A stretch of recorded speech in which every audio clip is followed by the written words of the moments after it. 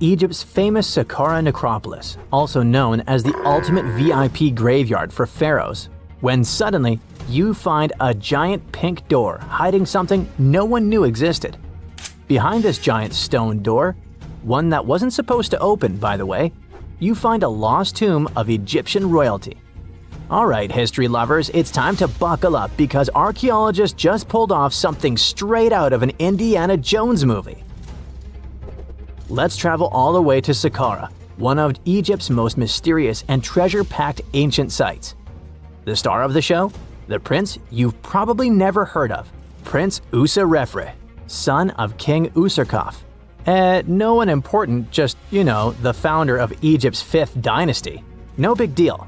But the way his tomb was discovered… It all started with a massive door, made of pink granite, no less. But this isn't just a regular stone slab. This thing is about 14 to 15 feet tall and 4 feet wide. A giraffe could easily walk through it. This door is also definitely heavier than your neighbor's SUV. But here's the twist. It wasn't a real door. It was a false door. A symbolic gateway meant to allow the spirit of the deceased to pass between the world of the living and the afterlife. Normally, that's where the story ends. After all, false doors are common in tombs. But this one was extra special. You see, false doors were usually made out of limestone, which was pretty common and found everywhere in Egypt. To build one out of red or pink granite, people had to bring these rocks from a quarry located 400 miles away. And you can bet this wasn't a cheap trip. According to Egyptologists, this is the first time a false door of this size and material has ever been found in Egypt, making it a totally unique piece of architecture. Aside from being super expensive, this one had a surprise behind it too. When the team of researchers investigated further, they realized that this false door actually hid a real entrance. And what did it lead to? A hidden tomb, packed with statues, relics, and secrets from over 4,000 years ago. The tomb belonged to Prince Userefre, but you can call him Wasar-Efra or Wasar-Efra too. Despite being totally erased from history, this fella was no minor noble. The hieroglyphs on the pink granite door listed him as the hereditary prince, governor of Buto and Nekeb, royal scribe, minister, judge, and priest of chance. Phew! He was like the ancient Egyptian version of Daenerys Targaryen. These inscriptions not only identify his political and religious roles, but also suggest he held significant power in Lower and Upper Egypt, bridging both regions through his titles. One title in particular, the priest of Saqqara, links him to the deity of the necropolis, the one with the falcon head. This god was the patron of the living and god of the dead at the same time. So I guess the Forgotten Prince was sort of a big deal, considering that his tomb was placed in such a prestigious location within Saqqara. What's even more mysterious is that Prince Userefre doesn't appear in official king lists or royal family trees, which makes us wonder if he passed away before he could rule, or if his legacy was deliberately erased in one of ancient Egypt's classic political dramas. Some scholars now believe his erasure might be connected with shifting religious or political power struggles during the early 5th dynasty, especially as his father Userkaf was reshaping Egypt's religious order. And speaking of his father, King Userkaf was a total game changer. He wasn't just the founder of the 5th dynasty, he also kicked off a religious revolution by promoting the sun god Ra over older deities. That's right. Userkaf built the very first sun temple at Abu Sir, setting off a dynasty-wide obsession with solar worship. After Userkaf wrapped up his short but revolutionary reign, a whole lineup of pharaohs took the stage. Sahure, Nefertiti, Nusere-Ini, basically the boy band of the 5th dynasty. And these guys were all about two things: building pyramids and making money. They weren't just stacking stones, they were expanding Egypt's influence, opening up trade routes to far-off lands, and blinging out their temples like it was nobody's business. Back in the tomb, things got even cooler. There was a beautiful red granite offering table covered with inscriptions detailing ritual foods, like an eternal menu for the afterlife, because they believed the deceased could magically eat this food. Fun fact, it was the funerary priests and their families that actually ate the food. There were also pottery shards, amulets, and painted walls, but the real showstoppers were the statues. And this is exactly where things get weird, in a good way. The team found statues of King Djoser, the guy who built Egypt's first pyramid, his wife, and their 10 daughters, inside Prince Userefre's tomb. Hold up, Djoser lived a few centuries before Usarkaf, so what were his statues doing there? Turns out, scientists don't really know. These statues were built during the reign of King Djoser himself and probably belonged to that first ever built pyramid. Experts believe these statues were probably relocated during the 26th dynasty, thousands of years after Djoser, maybe to protect them from destruction, or maybe because they were still venerated. Basically, ancient Egyptians were hoarders, but classy ones. Scientists also know for a fact that some engravings and statues found there were made way later, which means that this tomb probably turned into a deposit for fancy stuff. Or maybe this was just really ancient interior decorating. Anyway, that wasn't all. There was another pink granite entrance on the eastern side of the tomb, with inscriptions linking back to King Nefertiti, another 5th dynasty pharaoh who also tried to build his own pyramid, but failed. And near this second entrance, archaeologists found something never seen before in Saqqara.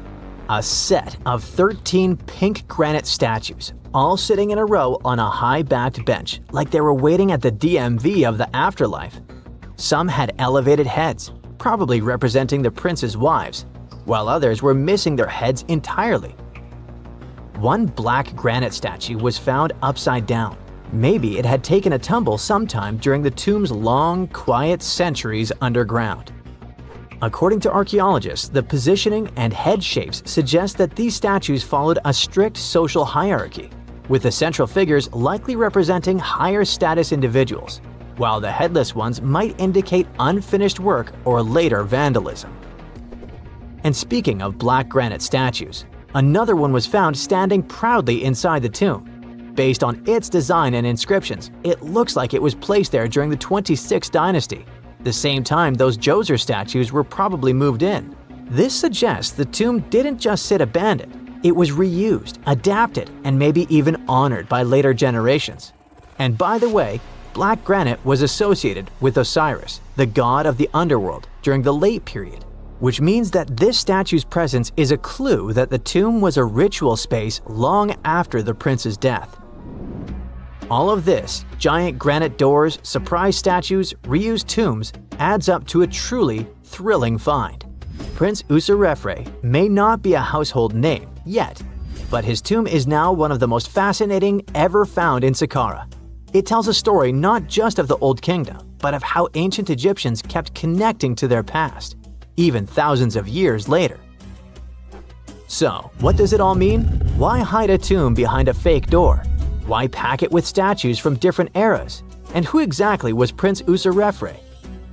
These are the kinds of mysteries that keep archaeologists digging and keep the rest of us fascinated. In the end, this discovery isn't just about one tomb, it's about how much is still waiting beneath the sands of Egypt. As more gets uncovered, we're reminded again and again that ancient history isn't gone. It's just sleeping behind massive pink granite doors.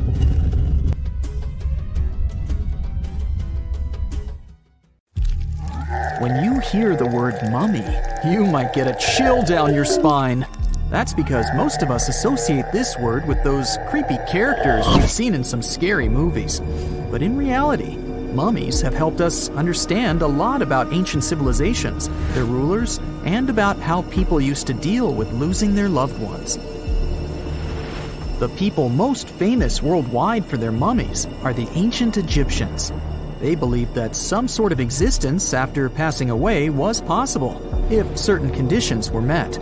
That's why they insisted on preserving the human body through the process of mummification and placing the mummy in a furnished tomb, kind of like giving it a fully functioning apartment of its own.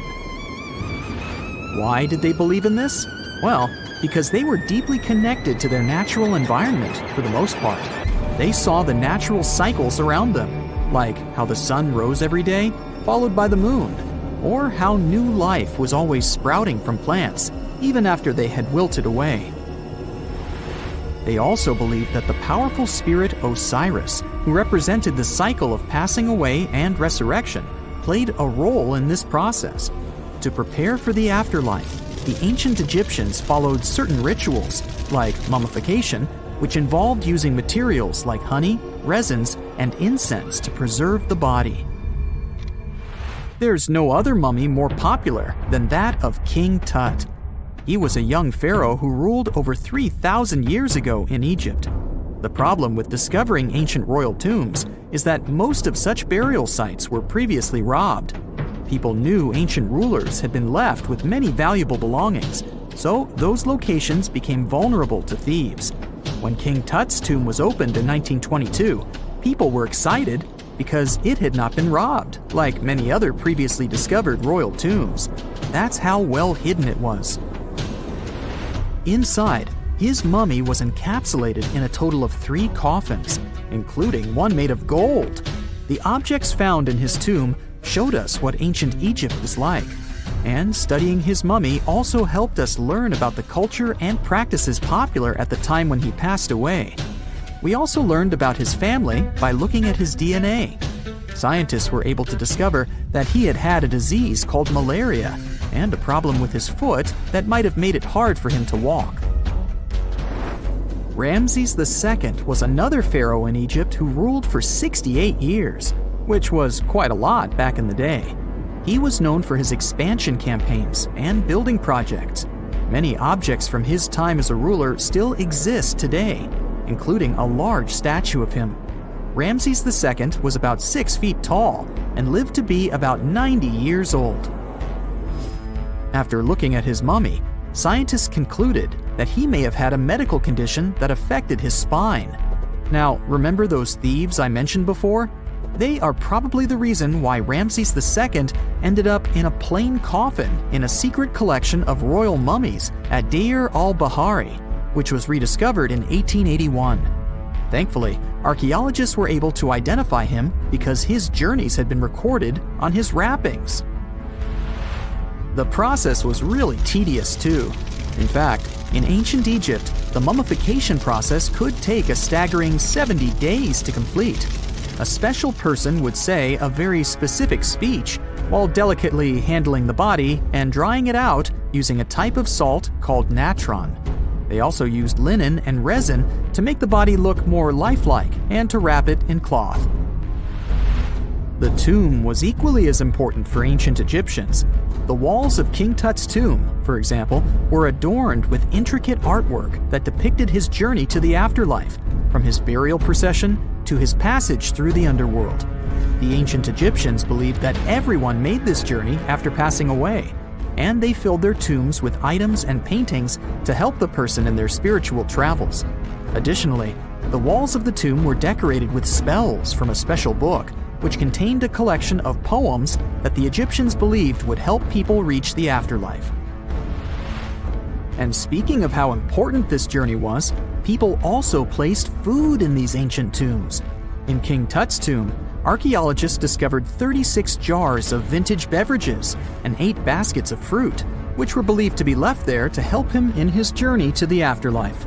The Egyptians believed that traveling to the afterlife took a really long time, so they left a lot of supplies, such as food and water, to sustain their loved ones. Pharaohs also generally had numerous luxurious garments and beautiful jewelry in their tombs to ensure that they would have a fashionable journey. These items included various types of linen clothing, such as tunics, scarves, gloves, and headdresses, as well as a lot of gold jewelry with precious stones, like bracelets, buckles, pendants, necklaces, rings, and even precious depictions of insects for protection. Some were also deposited with fans made from ivory and ostrich feathers to keep them cool in the afterlife. Some ancient rulers were even placed in their forever apartments along with boats. For example, Pharaoh Khufu built the Great Pyramid at Giza as his tomb, and a large ship was found inside. King Tut, however, was buried with multiple boat paddles, but no actual boat. Instead, He had 3 chariots and numerous walking sticks made of precious materials, perhaps indicating he'd rather travel to the beyond by land, not by water. Amongst the most interesting objects found near ancient mummies are bottles of oils and perfumes. If rulers were supposed to be fashionable, why not smell nice too, right? Also, some of them had some ancient kinds of board games, most of them made out of precious materials like gold or ivory. One of those games was called Senet. It was very popular amongst the ancient Egyptians and very similar to modern-day chess. The ancient Egyptians may have the most famous mummies out there, but they weren't the first to invent the procedure. In fact, it all started in South America with an ancient civilization named the Chinchorro. As far as we know today, these people were the first to mummify their loved ones that had passed away. They did it somewhere around 2,000 years before the Egyptians started their own rituals. Sure, we can tell a lot about ancient rulers by studying these mummies, but until recently, we had no idea what they really looked like during their lifetime. Not so long ago, though, some very special mummy paintings were found by archaeologists studying ancient Egyptian objects. These mummy portraits are highly detailed paintings of individuals that were made while they were still alive. Such paintings were often painted on wood, as opposed to the classical portraits we all know about, which are painted on canvas. They are known for their realism and beauty, and have even been used by researchers to diagnose diseases by comparing them to the corresponding mummies. Some of these portraits also include depictions of jewelry, which was later found on the mummies. The recent discovery of these mummy portraits in Central Egypt is significant, as it marks the first time in over a century that such paintings have been found. Mummies appeared all around the world naturally, too. Mummification can occur without people intervening because of natural conditions, like extremely cold or hot environments, places with a lack of oxygen, or accidental exposure to chemicals that preserve the body. These conditions don't allow bacteria to grow, resulting in the body remaining more or less intact. Famous Otzi was one of these mummies. We know today he was a man who lived around 5,000 years ago in Europe. But upon his discovery in the Alps in 1991, Austrian authorities initially believed that he was a modern mountaineer because of how well preserved the body was. However, after the Iceman was removed from the glacier, it was determined that he was actually from the Copper Age. What is a boat doing in the middle of a desert? You would expect to find a seagoing vessel closer to shore.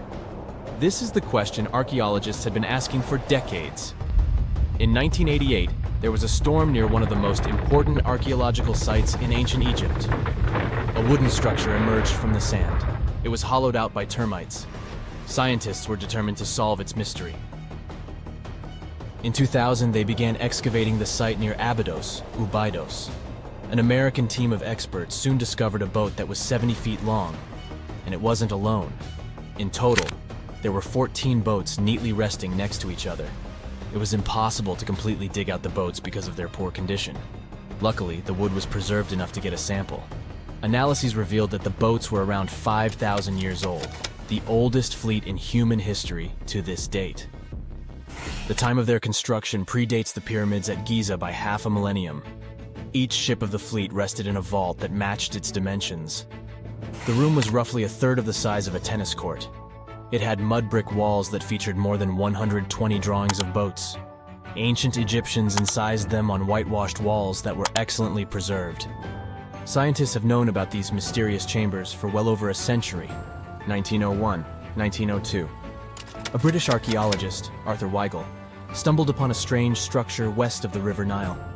His team caught a glimpse of the interior walls. Sadly, a section of the roof collapsed, so they had to call off further exploration. Researchers abandoned the site, but its location remained on the maps. The boat's position first led scientists to think that they rested on a bank of the mighty Nile. But there was a problem with this theory. Today, the river flows almost 7 miles west of Abydos. Further studies of the surrounding terrain showed the Nile didn't change its course throughout history. Also, if the boats floated near a dock, they would be in unstable positions. The 14 vessels at Abydos were perfectly parallel to each other. There was only one conclusion possible. Someone had deliberately placed them like that. They must have gone through a lot of effort. Each boat had enough room for up to 30 rowers. These vessels could really float. They weren't models, but scholars still don't know if they actually sailed any body of water in ancient Egypt. This doesn't diminish the importance of the find. Previously, archaeologists found only small-scale models. In King Tut's tomb alone, there were 35 boat models. For a long time, these figurines were the only clues as to how ancient Egyptian vessels looked like. The boat's design confirms that they were the real deal. They are the earliest surviving examples of something called built boats. Ancient people constructed primitive vessels by hollowing out large tree trunks. The alternative was reed that was tied together to form a raft. The boats at Abydos had planks tied together. This was a major breakthrough in shipbuilding. During their lifetime, the boats must have seemed impressive. Timber was a valuable commodity at the time. There was no wood in the desert. Cedar had to be imported from Lebanon. The only person who could afford such luxury was the pharaoh. Studying the area around the ancient fleet provided more answers. Scientists discovered a mud brick structure where Egyptians worshipped the pharaoh. Its approximate date of construction matches that of the wooden boats. The same bricks out of which this building was made were used to encase the fleet. At the time of their construction, the rooms they were stored in had a ceiling. That's the section that archaeologists stumbled upon in the early 20th century. Just like mummies and coffins, these marvelous ships rested inside splendid vaults. The exterior of these rooms was also impressive. The outer walls originally had a plaster of white limestone. It reflected sunlight. In the desert sun, the structure housing the boats must have shone from miles away. Ancient Egyptian builders used the same technique to cover the pyramids 500 years later. Today, their surface looks jagged, but it wasn't always like this.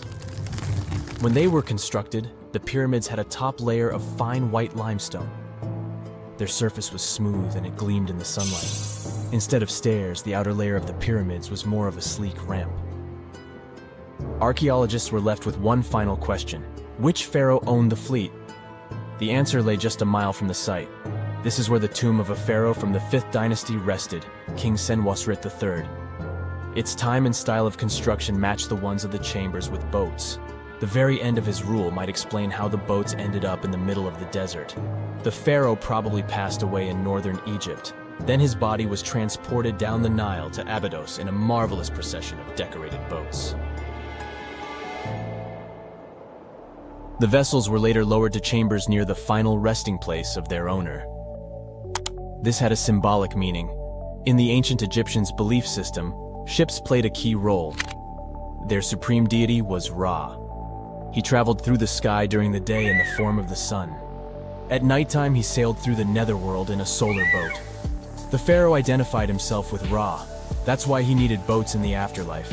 That was the only way to regenerate himself. Just as the sun rises every day above the horizon. This belief existed for thousands of years. The more famous Pharaoh Khufu also had a ship. Scientists found it in 1954 next to his pyramid at Giza. It is some 4 centuries younger than the fleet at Abydos, but Khufu's ship was almost 2 times longer. The Great Pyramid of Giza and King Tut's tomb are some of the most famous archaeological finds in Egypt. But there are many more secrets hiding beneath the endless sands of the Sahara Desert. Recently, 2020, archaeologists found a lost city there. They have labeled it as the most important discovery since King Tut's tomb, 1922. The city of Aten is some 3,000 years old. Historians hope it will give them a unique insight into the everyday life of ancient Egyptians. The famous archaeologist and Egyptologist Zahi Hawass proclaimed the site a lost golden city.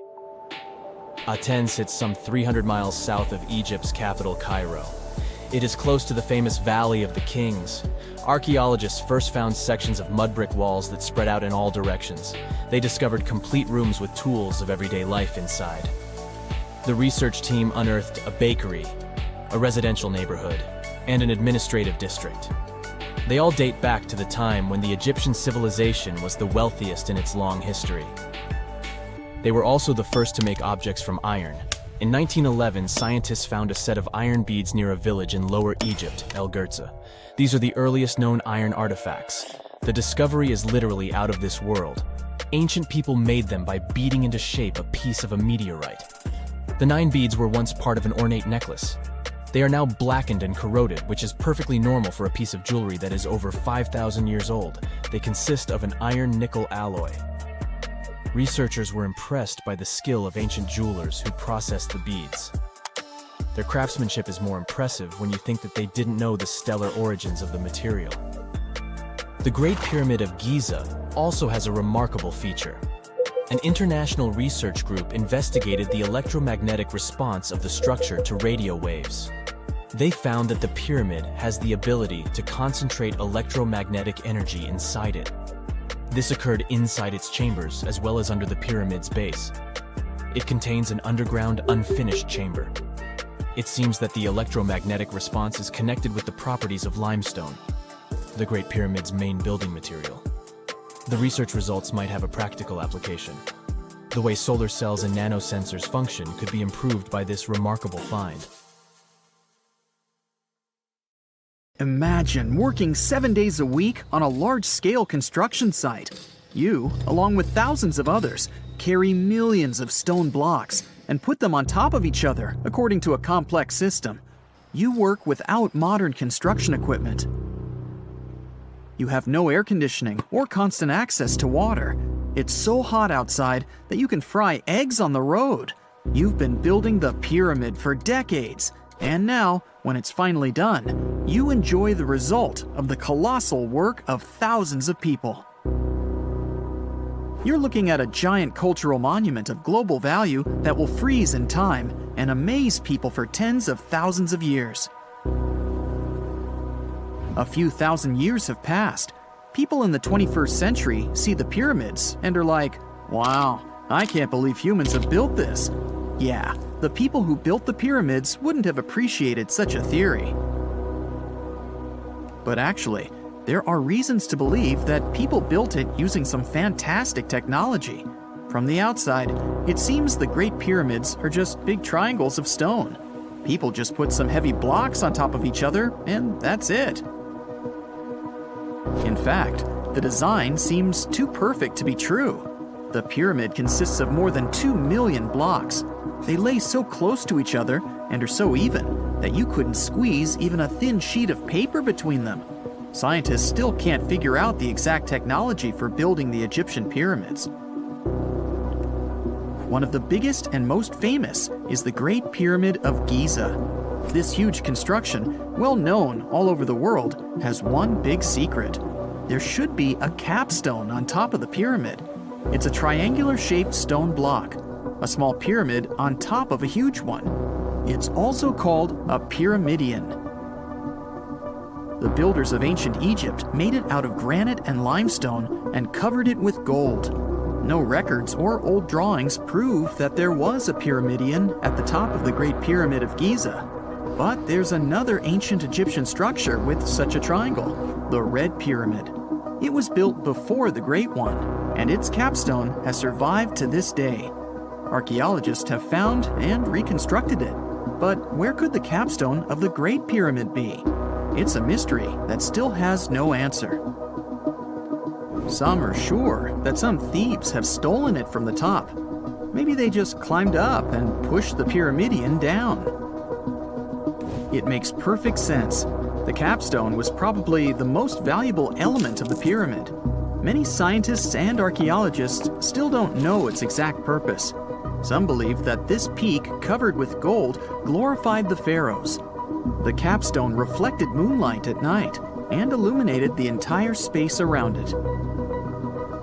During the day, the capstone reflected sunlight with its shiny surface. You could have noticed it from afar.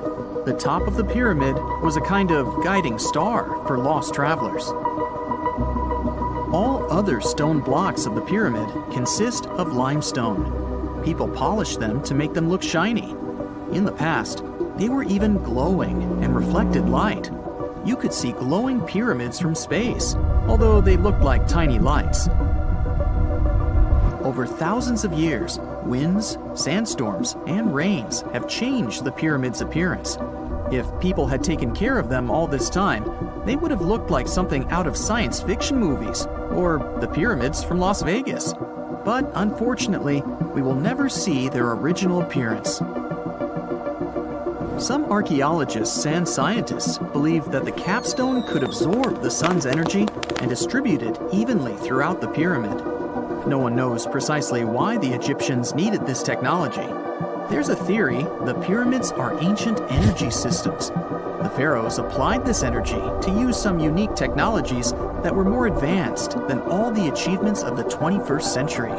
And the triangular shape of the pyramids was ideal for boosting this electromagnetic energy. In theory, solar radiation, or electromagnetic forces, accumulated at the top of the pyramid, filled the inner rooms, and then went down the walls to the base. Any surface distortion could prevent the flow from spreading, so they had to create a perfectly smooth surface. That's why they installed the blocks so that nobody could squeeze a needle or razor blade between them. Many people believe in this theory because they built the pyramids from limestone. This material can hold energy inside itself. In the inner part, they created granite deposits to cause air ionization, that is, to create an electric charge. They also dug channels under the pyramid for water to transmit electricity. And at the top, they put a gold capstone, the best conductor of electricity. So, this is how you get a great power generator. Different cultures used similar technologies to create electricity all over the world. But these are all theories. If it had been working, humanity would have used these technologies today. There are mentions of the metal industry, chemistry, engineering, physics, mathematics, and astronomy in some ancient records. Most scientists don't believe in all these things. We know the detailed stages of the technology's development in different cultures.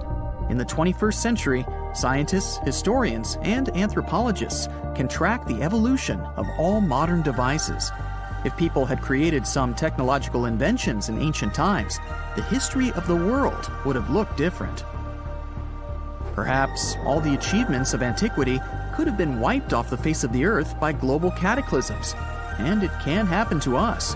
Just imagine how people would dig up a laptop in 5,000 years. Perhaps they wouldn't understand what kind of device it is. Another Egyptian wonder surrounded by mystery is the statue of the Sphinx. The Egyptians carved it out of a single massive piece of limestone about 4.5 thousand years ago. But scientists still don't know the exact date of its construction or who built it. People painted the Sphinx in different colors, so it looked much brighter and more vivid in the distant past. It was shining just like the Great Pyramids.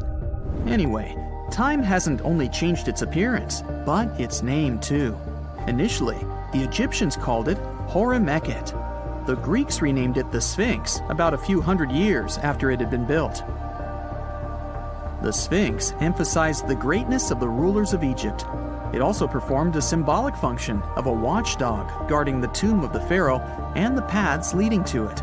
This version sounds realistic, since archaeologists have discovered many secret entrances at the foot of the Sphinx. Perhaps these rooms and intricate tunnels lead to underground halls with treasures. And treasures don't always mean gold and jewelry.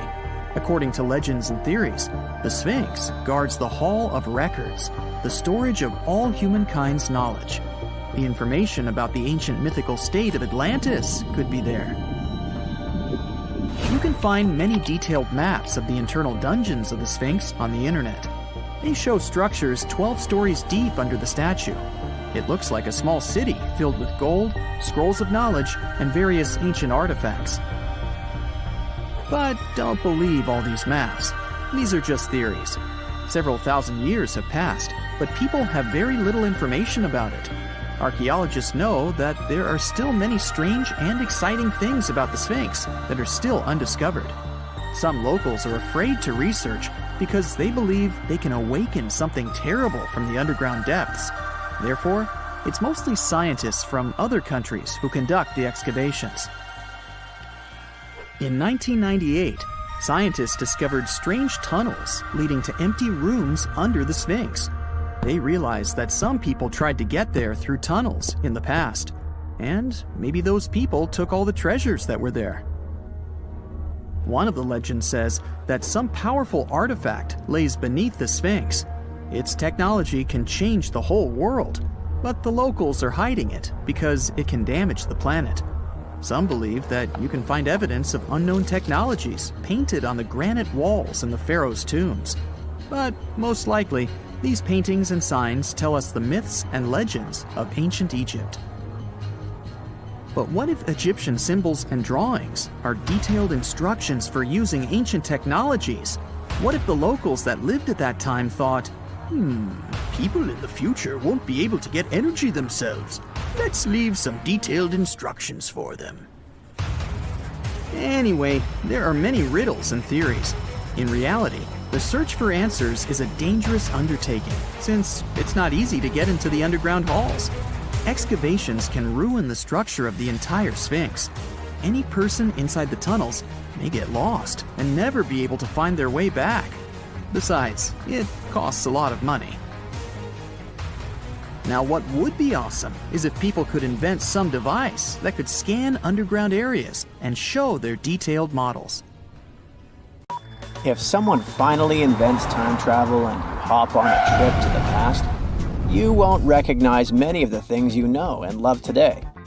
The Statue of Liberty and the Egyptian pyramids, some basic gadgets like the remote control and your laptop, and even the corn you have for lunch have all changed beyond recognition.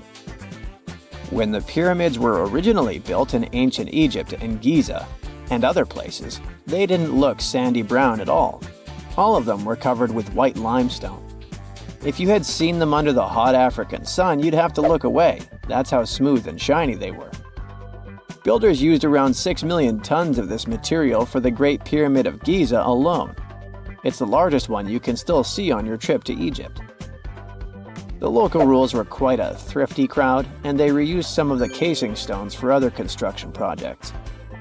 A massive earthquake in the 14th century has also loosened some of the stones, so you won't see a lot of limestone, but some of it is still there, on top of the Pyramid of Khafre in Giza.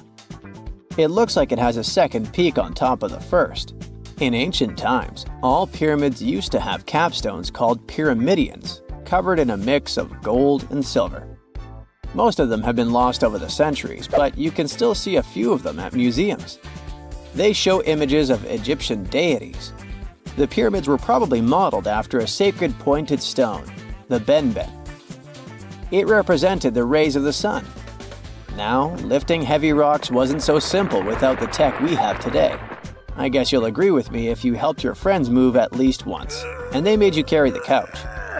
But those smart Egyptians of the past thought of that and chose the pyramid shape. It lets the weight distribute evenly throughout the whole thing.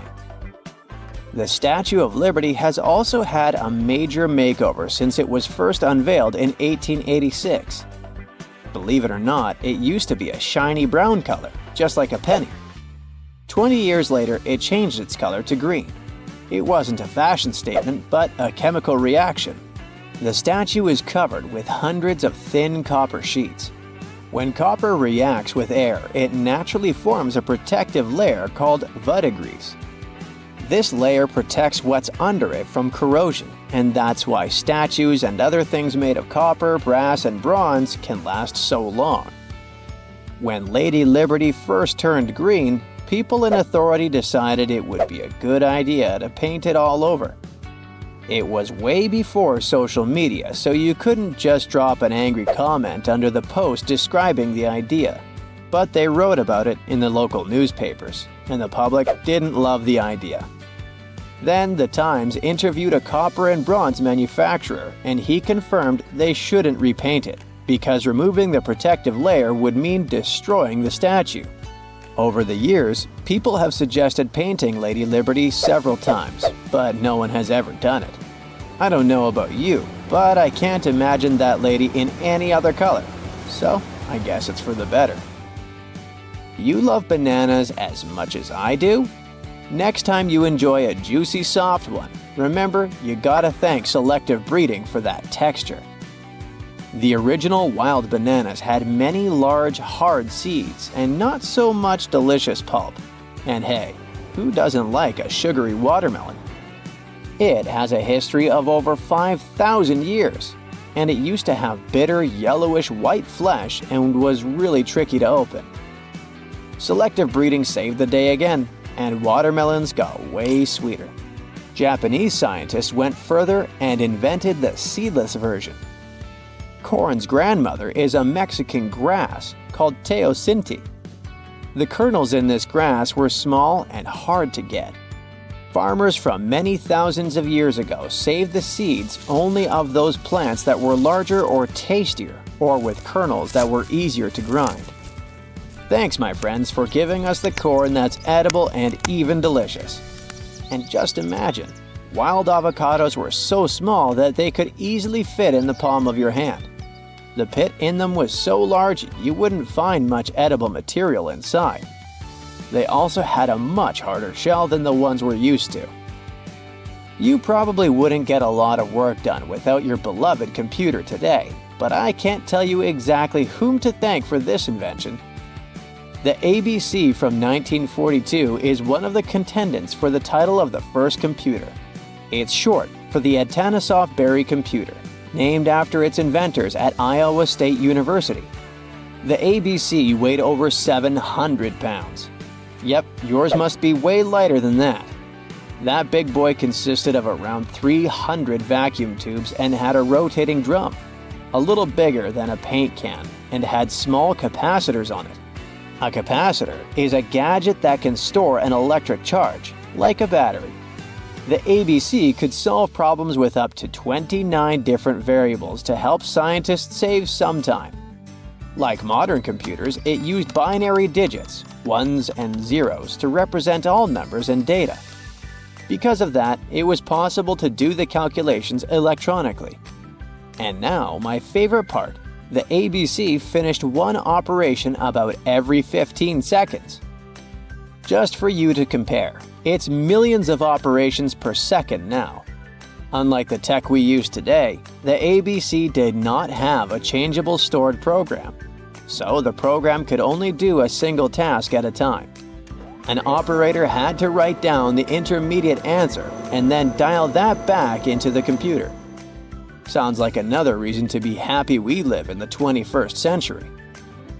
That remote control you use for all sorts of appliances has gone a long way too.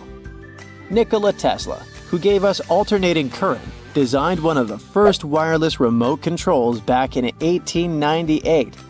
He named his invention teleautomation and demonstrated it on a miniature boat controlled by radio waves.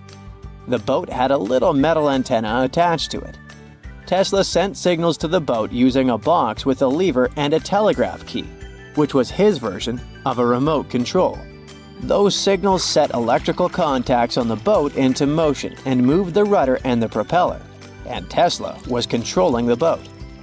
The concept of the remote control soon spread to other gadgets. The first television remote control followed in 1950. It was designed by the Zenith Radio Corporation, called LazyBone. Don't take it personally, please. This LazyBone had a massive cable that was attached to the TV set, and those who tried it didn't fall in love with the invention because they tripped over that cord. I feel your pain, my friends. If you live or work on one of the top floors, you gotta love this one. Meet the first passenger elevator. It traveled at the speed of 40 feet per minute. Not the fastest, I know, compared to today's record, which is 40 feet per second. But hey, it was built back in 1857 in New York and was more of a tourist attraction than a necessity. The elevator had a steam engine hidden in the basement of a 5-story building. 3 years later, they shut it down because the public didn't appreciate it. Otis Tufts filed the first patent for a vertical railway around the same time. His invention included an actual car with a bench inside for people to sit on. Sounds like a great spot to hang out with friends to me. What do you say? Then they started adding elevators to luxurious hotels around the world. They were entire rooms with a rich design, upholstered seats and mirrors on the walls, and sometimes even a small chandelier. there was an obligatory operator who'd close the door and the car would start its super slow ascent. It was still more about style than about speed, so I guess I'd choose the stairs. It's nighttime, and you're about to walk inside Pharaoh Tutankhamun's final resting place. You know, King Tut. You don't have a torch, but at least you came with a flashlight. You walk down several flights of stairs and observe how the walls are carved in hieroglyphics and what looks like a spell. Those who take anything from this place will be doomed for life, the spell says. Even if you don't really believe it, this scares you a little bit. You find a huge stone door. Is it a trap? You manage to open it, but oh no, it's only an empty chamber. You check your map. It seems like you're heading in the right direction. After what feels like hours, you realize you must be trapped inside a labyrinth. You try to retrace your steps, but you can't find the door where you came in from anymore. That's it, you think to yourself. You've fallen for the Pharaoh's trap. What's worse, you didn't bring a lunch. Okay, so we've all seen Hollywood movies where the main character is exploring ancient ruins and faces some seriously dangerous traps, right? We've been told Egyptian royalty protected their final resting places with venomous scorpions and snakes, sliding doors that will trap you for life, and giant rolling boulders that will crush anyone on their paths.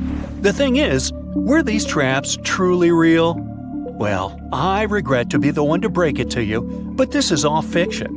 These elaborate traps were too technologically advanced for ancient civilizations to pull off.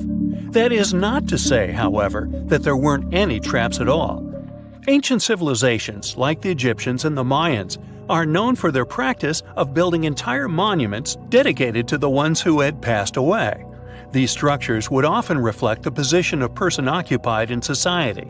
So, for the really important people, the VIPs of their times, massive monuments were built to host their bodies long after they were gone. Some of these civilizations believed that a person's life would continue on the other side of the veil. For that reason, a person would be buried together with the belongings of their current life. If they had a lot of money and power and stuff, that meant their resting places would be filled with riches and gold. Now imagine if you lived in ancient Egypt and you knew exactly where all the pharaohs' tombs were located and had heard rumors of the amount of wealth kept in these places. Maybe you would be tempted to go check it out, right? We're talking about large rooms filled from floor to ceiling with golden artifacts, jewels, and even money. I mean, it does sound tempting. And since there weren't any security guards protecting the entrance of these places, Egyptians needed to get creative as to how they would protect these riches. These old civilizations found some traps to be useful. A recurring one was building empty rooms inside the monument to confuse a burglar. Now, let's take a look at Amenhotep III's final resting place as an example. It was built in the city of Luxor, in a spot also known as the Western Valley of the Kings. Two French engineers originally discovered the monument between 1905 and 1914 CE. The structure is huge and has more than 10 chambers, connected by long corridors and steep stairways. The King's Chamber is the most hidden one, and for an outsider to try and find it, they will probably enter a lot of empty rooms beforehand. Other pharaohs tried to protect their riches by commissioning monuments with false doors concealing pits that were up to 20 feet deep. This way, an unwarned and unwanted visitor would be surprised by the deep hole on their way to the king's resting chamber. Alongside false doors, pharaohs made sure to build labyrinth-style corridors and false walls. This way, robbers could take hours or days before they found the king's real chamber. As to pits with poisonous snakes on them, if there were any reptiles inside these monuments, they probably got inside on their own and would most likely not stay there for long. There is no way snakes would survive years and years without food inside these pits. So yes, another Hollywood-induced belief right there. If these traps seem boring to you, archaeologists did find an interesting deterrent in the final resting place of the Red Queen of Palenque in Mexico. Palenque was one of the most powerful Mayan cities in pre-Columbian Mexico. and the Red Queen was believed to be the grandmother of the last Mayan king, undoubtedly a person of immense importance to the empire. In her honor, a huge monument was built to keep her body after her passing. The discovery of the tomb itself was already thrilling. Archaeologists found an ancient monument when digging at the site back in 1994. The first thing they found was a room with a hidden door. Once they opened the door, they discovered a long corridor. Finally, at the end of this corridor was the Queen's chamber. The team of archaeologists was beyond excited to unearth this chamber with the mummy of the Queen herself still inside it. They found her to be accompanied by her pearls, jade shells, and expensive rocks. But as the team explored the remains, they saw something rather strange. The room was filled with a red-colored powder. Researchers knew that the color red was important to the Mayan people, and that much of their clothing and buildings were decorated with this color. But they didn't understand why the Queen was buried with this unknown red substance. After they took a sample back with them for further analysis, they discovered that the red powder was cinnabar, a very dangerous mineral. This powder, when inhaled, can cause, shall we say, severe health damage to a person. The team concluded that this could only be a trap for anyone trying to steal her riches. Okay, so dangerous powders might have worked as the most intense traps we've seen until now. But perhaps the cheapest way to keep out unwanted visitors was to advertise spells written out all over the monument. We'd probably laugh at these today, but back in the day, they were more or less effective. Spells usually said that the person who took anything from that place would meet a tragic fate. Some spells said that robbers would lose their houses in big fires or terrible floods. Other spells said burglars would have incurable and undiagnosed health issues, but they weren't really enough to stop people from taking any gold. There are some stories surrounding how these spells might have been real. One of them is from the famous British Egyptologist Howard Carter, the one responsible for unearthing Pharaoh Tutankhamen's resting place in the 1920s. After months of unsuccessful digging, Carter discovered the tomb's existence by chance. He found the entrance to a stairway right beneath the soil where he had been searching all those months. With the help of a team, he cleared the piles of sand blocking the stairs and discovered a doorway. The door had several royal symbols carved into it, and Carter knew this could only mean a very important person had been buried there. And he was right. With a chisel, he made a hole in the top left-hand corner of the doorway and lit his vision with the help of a candle. He couldn't believe what he was seeing, the reflection of several golden and jeweled items crowding the chamber before him. Lost for 3,000 years, Carter had just discovered the final resting place of King Tut. But the story didn't finish here. This discovery was accompanied by a series of unfortunate events that led people to believe it had something to do with the Pharaoh's spell. Carter himself mysteriously passed away just a few years later, and some of his assistants lost their houses in floods, just like one of the spells threatened. Some say it's just coincidental, as there's no real proof of these things being connected. Well, what do you think? Was this an effective trap after all? Before we get into the reason why and how there are pyramids all around the world, let's talk about some of the examples. I'll start with the Pyramid of the Sun in Mexico. These folks really knew how to build a city. Their well-planned urban center spanned over 7 square miles and boasted several pyramids. But the Pyramid of the Sun is the most impressive. This giant pyramid was built way back in 100 CE and is one of the biggest structures of its kind in the whole Western Hemisphere. It's so big that it's 216 feet high above the ground. If you ever find yourself in this ancient city, you won't be able to miss the Pyramid of the Sun. It's right there on the east side of the Avenue of the Dead, the city's main north-south street. To build this incredible pyramid, around 1 million cubic yards of material were used, including a special kind of red volcanic rock called hued tezontle. Impressive, huh? We don't know too much about the people who built the Pyramid of the Sun or its purpose. But archaeologists believe there was once a temple on top of it.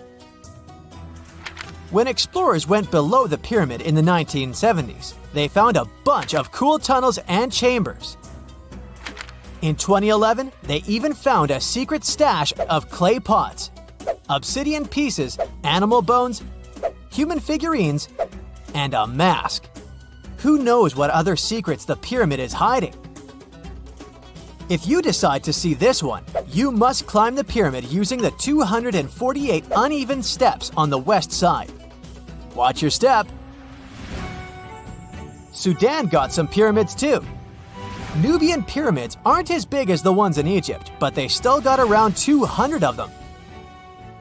These ancient pyramids have been home to the tombs of the pharaohs of the Meroitic kingdom for almost 1,000 years, who ruled Egypt from Nubia to the Mediterranean Sea.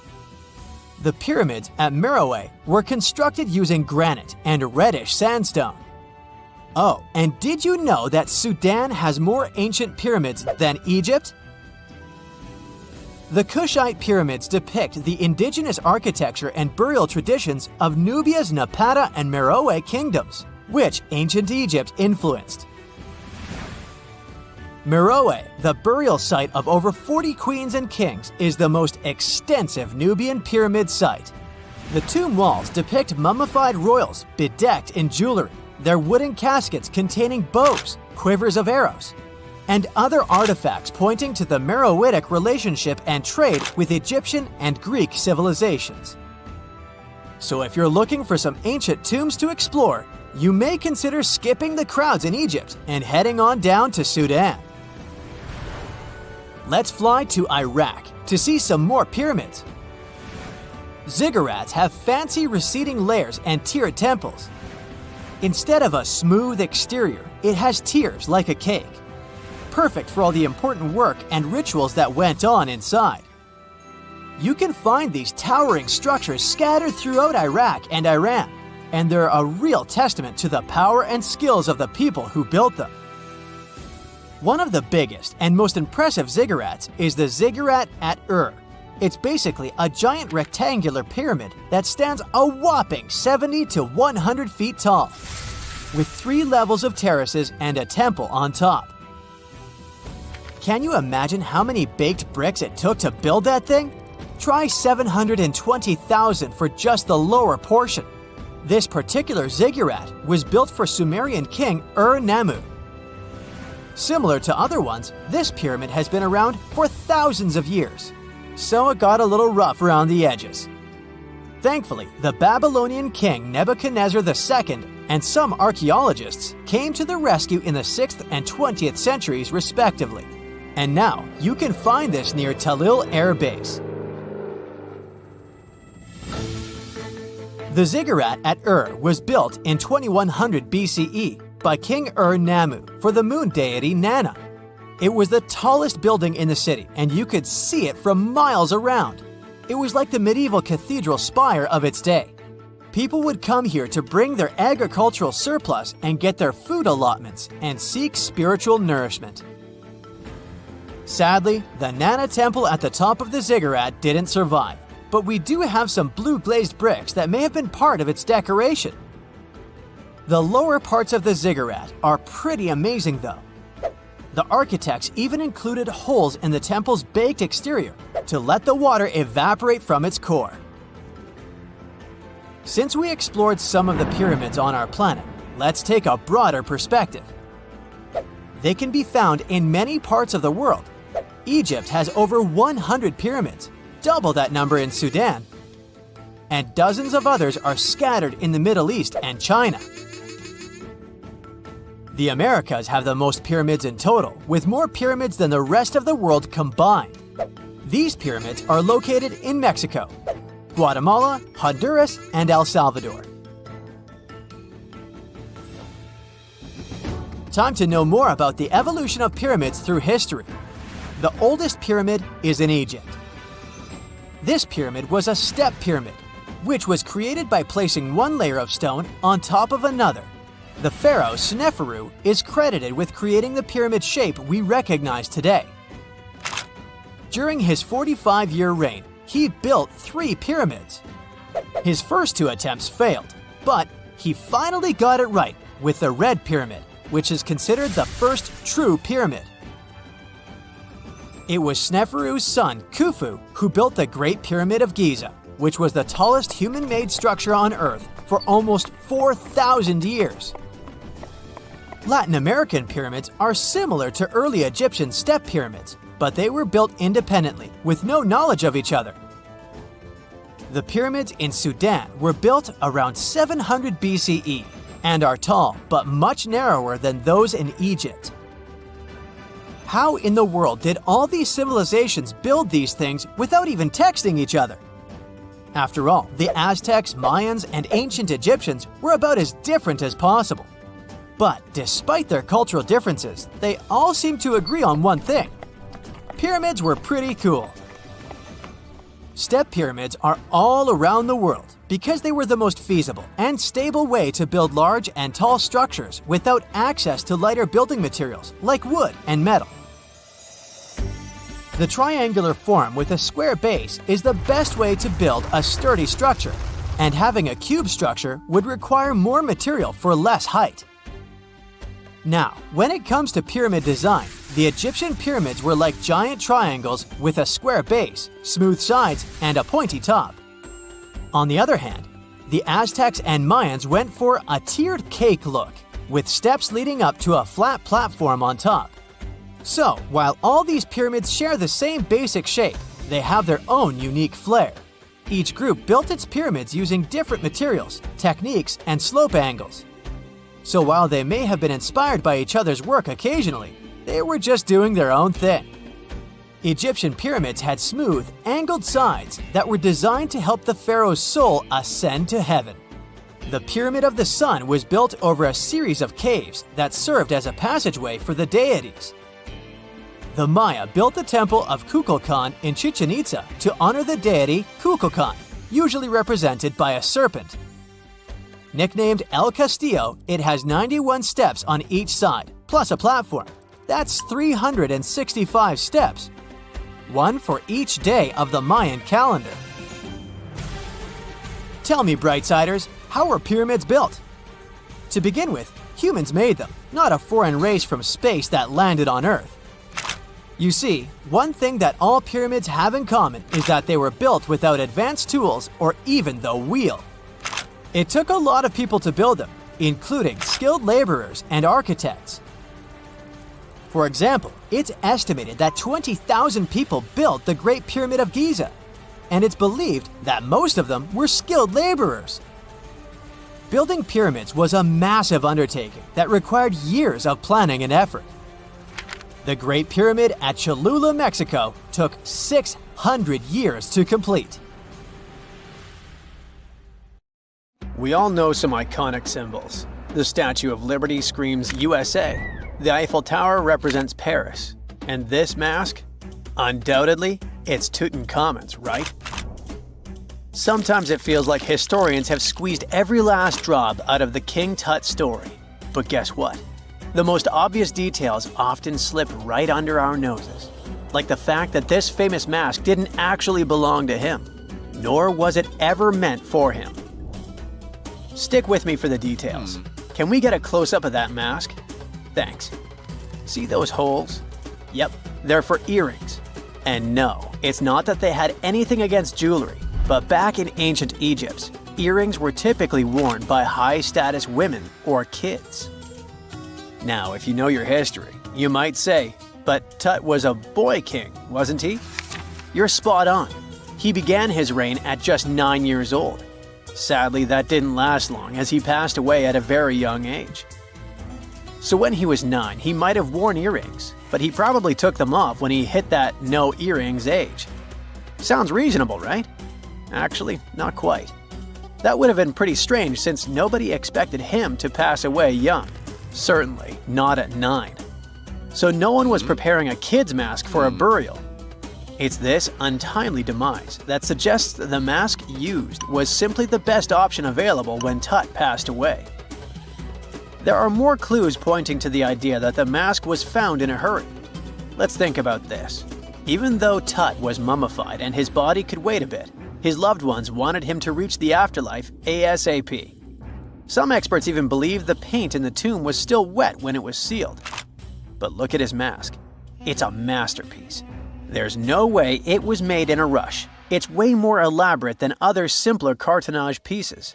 The renowned mask of King Tut stands 21 inches tall, adorned with precious stones, and features a golden beard that weighs 5.5 pounds, making the entire mask 22.5 pounds. Okay, I'm a bit confused here. So it seems like it was probably a kid's mask, but it had a beard? I've never seen a 9-year-old with a goatee, and I'm guessing you haven't either. Just think about it. A grown man's face compared to a kid's face. Fun fact for you, our faces pretty much stopped growing at the age of 16, so by 19, Tut would have definitely had the face of an adult man. Can you imagine trying to fit a relatively small kid's mask on a grown man? That would have been super embarrassing, and no one would have let that happen. Right, let's dismiss the kid's theory. Now the second option, if you remember, is that the mask could have originally belonged to a woman. This is where the beard theory comes into play. Some researchers believe the beard might have been added later on. Here's another twist. What if the mask was actually made for Nefertiti herself, who ended up maskless? In this case, there are two discoveries.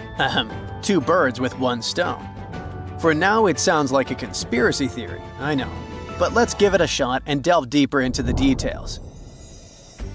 So, Tut passed away in around 1323 BCE, probably due to malaria.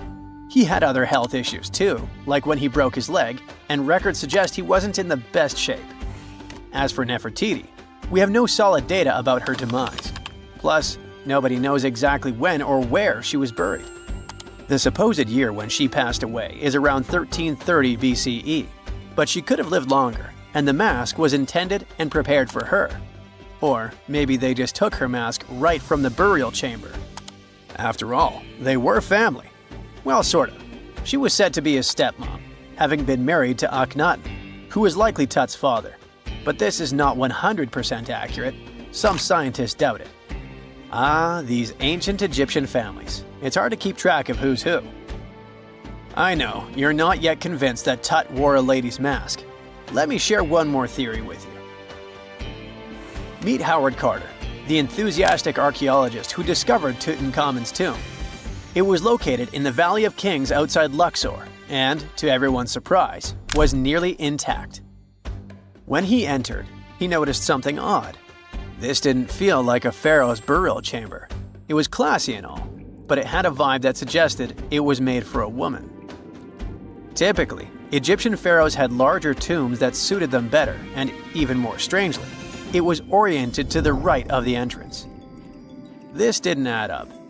That orientation was typical for female chambers, which Egyptian queens used. Another red flag was that the chamber appeared to have been built in stages, and all the artifacts, around 2,000 of them, seemed hastily placed there. Even more curious, they looked like they were meant for other royals. Carter discovered this burial site in 1922, but it remained a mystery as to why it was so bizarre. Almost a century later, Nicholas Reeves thought he may have solved the puzzle. He claimed that King Tut might not have been the original resident of the tomb. Instead, he suggested that the undisturbed resting place of the legendary Queen Nefertiti could be hidden behind the walls of the boy king's burial chamber. Nicholas studied high-resolution photos for months, meticulously examining every pixel. One day, he focused on detailed scans that revealed the texture of the tomb's walls beneath layers of paint. He spotted what he believed to be outlines of two doorways that had been blocked and plastered over to hide them from view. The more he looked, the more it seemed real. Could it be a tomb within a tomb?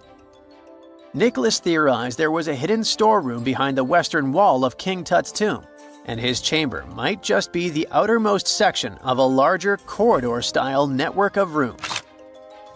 It all sounds fancy, but sorry to break it to you.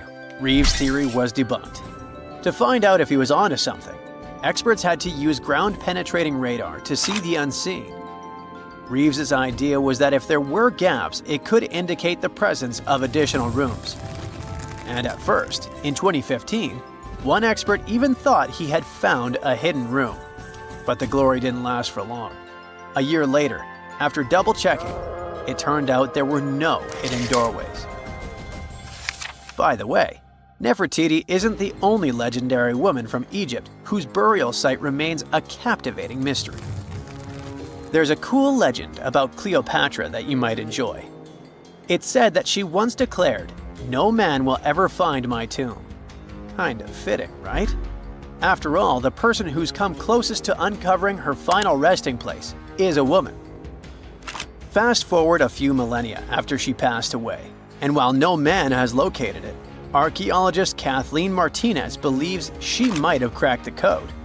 She's been on the quest for Cleopatra VII's tomb for nearly 20 years, and recently discovered a bust that she thinks represents the famous queen. However, not everyone is on board with her claim. Some experts argue that the bust doesn't resemble Cleopatra at all. Alongside this intriguing marble statue, Martinez's team also unearthed 337 coins, some of which, less controversially, feature Cleopatra's likeness. But the real part is that it's still not officially confirmed. There's no doubt about the existence of the small bust. It's carved from white marble, fits in one hand, and shows a woman wearing a royal crown, according to a translated statement from the Egyptian Ministry of Tourism and Antiquities. The big question, though, is who it actually depicts. While Martinez insists this statue is a representation of Queen Cleopatra VII, many other archaeologists argue that the facial features don't match, suggesting it likely belongs to a princess instead. Sorry, I can't resist the temptation of breaking the magic for a moment. Some folks believe that the whole idea of "no man will find my tomb" is misunderstood. Even if she did say it, what she probably meant was "no living soul," and it wasn't about gender at all. It can as well be just a beautiful legend. Toodaloo! A gruesome discovery took place in Egypt some years ago. You want to hear about it? 16 human hands, carefully buried in 4 eerie pits. They didn't look too much like human hands at first, since they were abnormally large, but they were. Weirdly, there were only right hands. No left hands were in sight. It turned out that it points to the practice of an ancient dark ritual. Old Egyptian art and tales talked of a ceremony where warriors would present the right hand of their adversaries as proof of victory and ask for gold in return. Egyptians believed in the afterlife, so cutting off someone's hand meant you cut off their power eternally. Guaranteeing this type of defeat was interesting to the winning party. Here, the fight was between Egyptians versus Hyksos, who lived in what was once known as Canaan. Egypt has always been the center of some history-changing findings, and some time ago, this papyrus was found. If we stretched it open, it would be just a tad bigger than the height of a skyscraper. The world's tiniest skyscraper, which is located in Wichita Falls, Texas. When humans didn't write on their notes app, they wrote on this thing, made from the medulla of a papyrus plant. Around 2,000 years ago, ancient Egyptians wrote something reminiscent of a book where they describe most of their funerary traditions and their visions of the afterlife. It's considered one of the most important texts from ancient Egypt and is still sold in bookstores to this day. This ancient manuscript was unearthed from a chamber located just south of the Pyramid of Djoser, located in Saqqara. Oh yes, Djoser is the oldest pyramid in Egypt and not the Giza pyramids like most people think. So recently, the site of Saqqara buzzed with excited archaeologists who probably found one of Egypt's oldest complete mummies. They believe that this beautiful and well-preserved mummy was that of a wealthy man. He was discovered in a deep shaft, covered in layers of gold leaves. There are many symbols that show he was an important and wealthy man, like the band he wore on his head, the bracelet on his chest, and the fact that he was embalmed with a tunic, which was reserved for Egypt's finest. The most exciting part of the entire discovery was finding the resting place sealed with mortar, just as the ancient Egyptians had left it 4,300 years ago. Now this may sound weird, But back in 2008, archaeologists discovered a missing pyramid. Now, it went missing because it deteriorated over the span of 4,000 years. Today, you can only see its base. It was a pretty important site back in ancient times.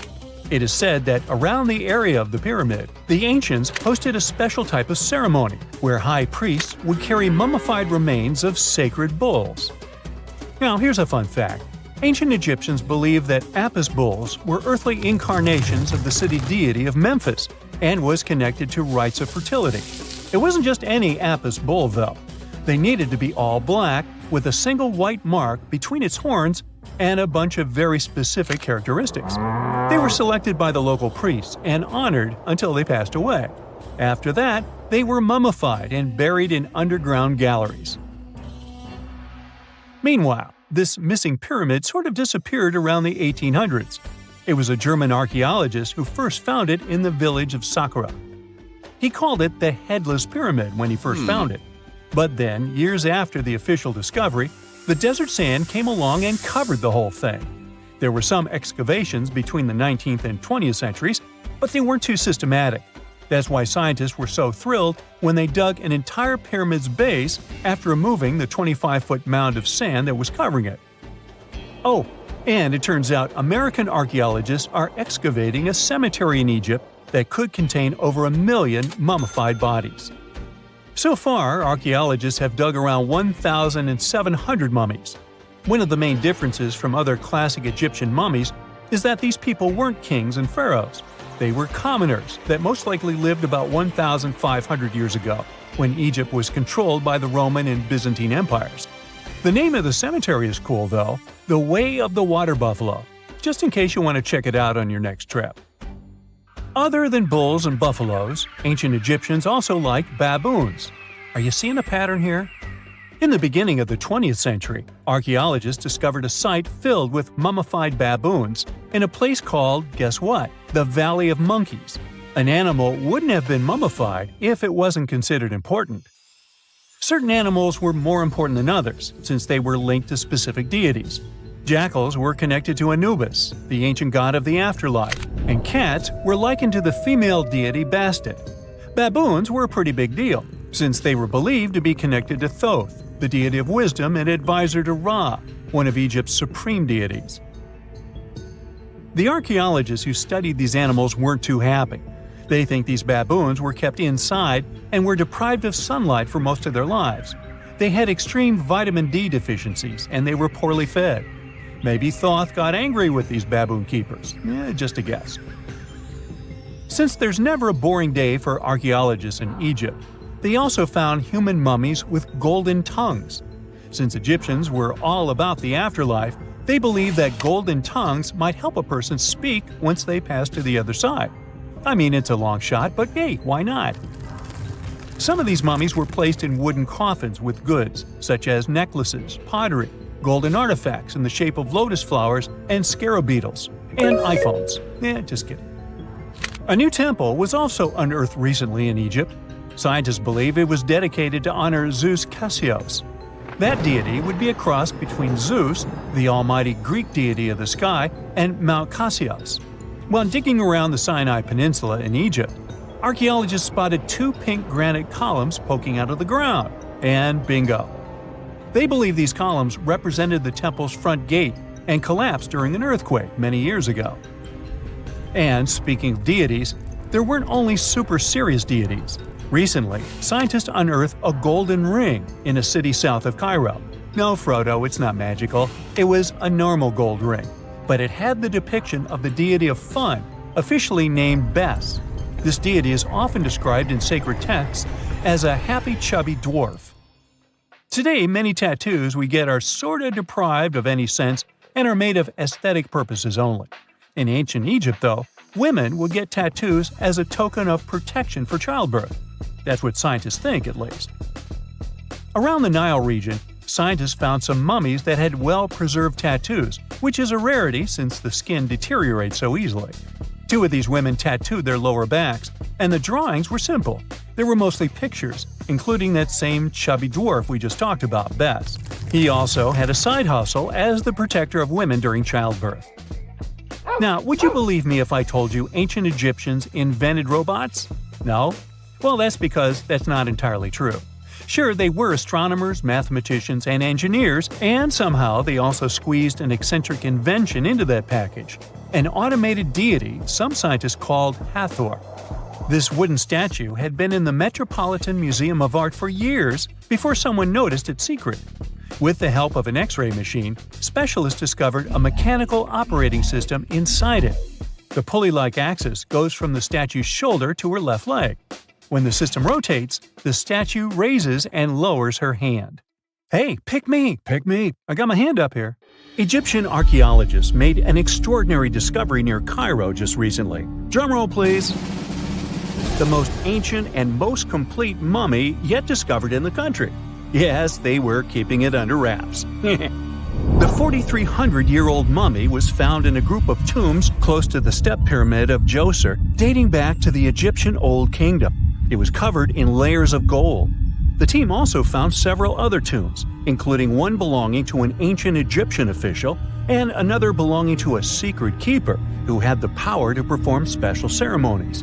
Another interesting tomb was that of a writer, which featured the largest statues ever found in the area. This vast burial site is also home to more than a dozen pyramids and resting grounds. Probably one of the most famous mummies in the world is that of Hatshepsut. She ruled Egypt like a boss for around 20 years, building all sorts of impressive buildings and creating new trade routes. But when archaeologist Howard Carter found her tomb in the Valley of the Kings, her sarcophagus was empty. However, Carter did find 2 coffins in another tomb, one of which belonged to Hatshepsut's wet nurse and the other to an unknown woman. In 2006, a team of specialists decided to investigate whether that mysterious lady was the queen herself. They found a molar tooth in a wooden box with Hatshepsut's name on it, and when they compared it to a gap in the mummy's mouth, it was a perfect match. Ramses II was a pretty impressive ruler, but it was his mummy that eventually made history. Now, we don't hear too much about his daddy. Okay, I'll stop. Ramses is considered to be the most powerful pharaoh in all of Egypt, as he reigned for a whopping 6 decades. He also lived to be over 90 years old. Now that's pretty amazing, considering the time he lived in. Ramses II supposedly had over 100 offspring too. Talk about a big family. When he passed away, his body was originally buried in the Valley of the Kings, but some sneaky guys tried to rob his tomb of all his treasures. Officials back in the day weren't having any of that though, so they moved his body to a secret location to keep it safe. Fast forward to the 1800s, and Ramses II's mummy was discovered along with a bunch of other rulers and important officials. But it wasn't in the best condition, so archaeologists flew it to Paris to get it, pampered. Problem was, he couldn't just be transported into another country. The only solution available was to give Ramses II his own passport. His occupation was listed as king, and the document even featured his photo. Most mummies aren't necessarily known for having the most hydrated skin. But that of an ancient woman, also known as Lady Di, proves otherwise. No, not that Lady Di. This wealthy lady from ancient times was discovered in an ornate tomb in 1971, and she looked fabulous, if we can say so about a mummy. Thanks to the special conditions in her tomb, like the moisture in the environment and the lack of oxygen, her body was almost perfectly preserved. Her skin was soft, her hair was on point, and she was still flexible. The museum that now proudly displays her mummy also shows a ton of fancy items that were buried with her, like dinnerware and musical instruments. Archaeologists investigated the mummy further and discovered that she passed away from a heart attack at around 50 years old. Even though it hasn't been around for over 2,000 years, Lady Di is still making history. The mummy of Otzi the Iceman was discovered in the Alps in 1991. Austrian authorities initially thought he was a modern mountaineer because he was so well preserved. Turns out, he was actually from the Copper Age. He was found in a mountain pass over 10,000 feet above sea level. Through studying his mummy, we've learned so much about life in Copper Age Europe. For example, we know that he was a native of Central Europe and enjoyed eating meat. He also suffered from arthritis, narrowing arteries, and intestinal problems. but he likely used acupuncture and medicinal herbs to treat these conditions. And apparently, he was pretty handy with tools. He sharpened them just days before his untimely demise. Who knows if he was expecting trouble or just getting ready for some routine work. Now, King Tut and his story is most likely the one that made all mummies famous. This pharaoh passed away at the young age of 19, more than 3,000 years ago, but his mummy is still one of the most well-known in the world. When his tomb was opened in 1922, people went wild because it was still intact, unlike many other royal tombs. It had some seriously blinged-out coffins, including one made of solid gold.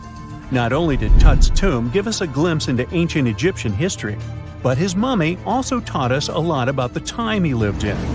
DNA analysis helped identify his parents and revealed that the pharaoh had a rare bone disorder that might have made walking a bit tough.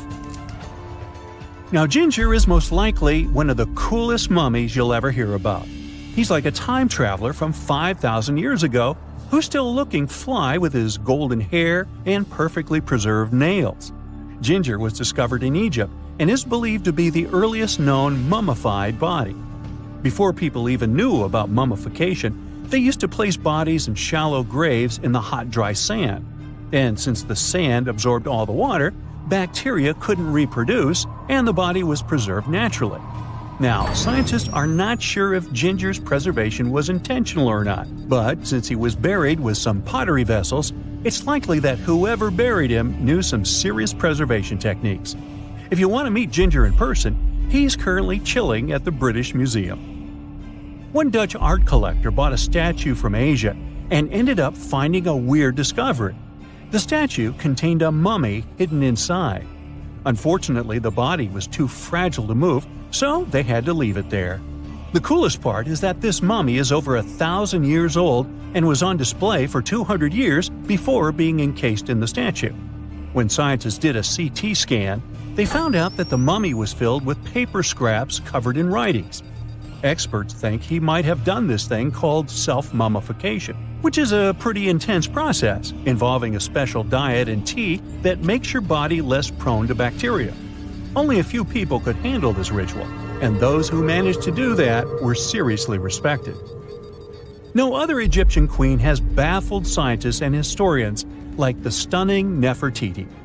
Based on her statues, she was known for her slender neck, wide eyes, and high cheekbones. Her name translates to "the beautiful woman has come." Talk about living up to your name, huh? Even though she wasn't a pharaoh herself, Nefertiti still managed to leave a lasting impression. Written records suggest that, as a wife and queen, she held an incredibly influential role. Because of her power, she was indeed admired, but she also managed to make quite a lot of enemies throughout her life.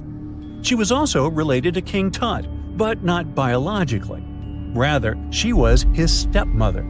So far, locals have yet to identify her mummy, but that may soon change. A local Egyptologist who has been busy excavating tombs in the Valley of the Kings has found two mummies that he believes could be Nefertiti and her daughter. According to specialists, we may soon finally get a definitive answer about the identity of these two mummies. And if one of them does turn out to be Nefertiti, we could be in for a real treat. DNA analysis and CT scans of the mummy could give us the most complete and accurate image of the queen that we've ever seen. It's crazy to think that we've only scratched the surface of what lies beneath modern-day Egypt. Nefertiti ruled during a time of great power and prosperity in Egypt, but unfortunately passed away in a period of social turmoil, leading to her gravesite being lost. Now, where's my mummy?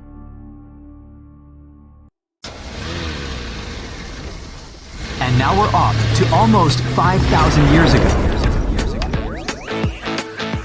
Let me take you to ancient Egypt, where back in 2550 BC, guess what? The construction of the Great Pyramids of Giza started.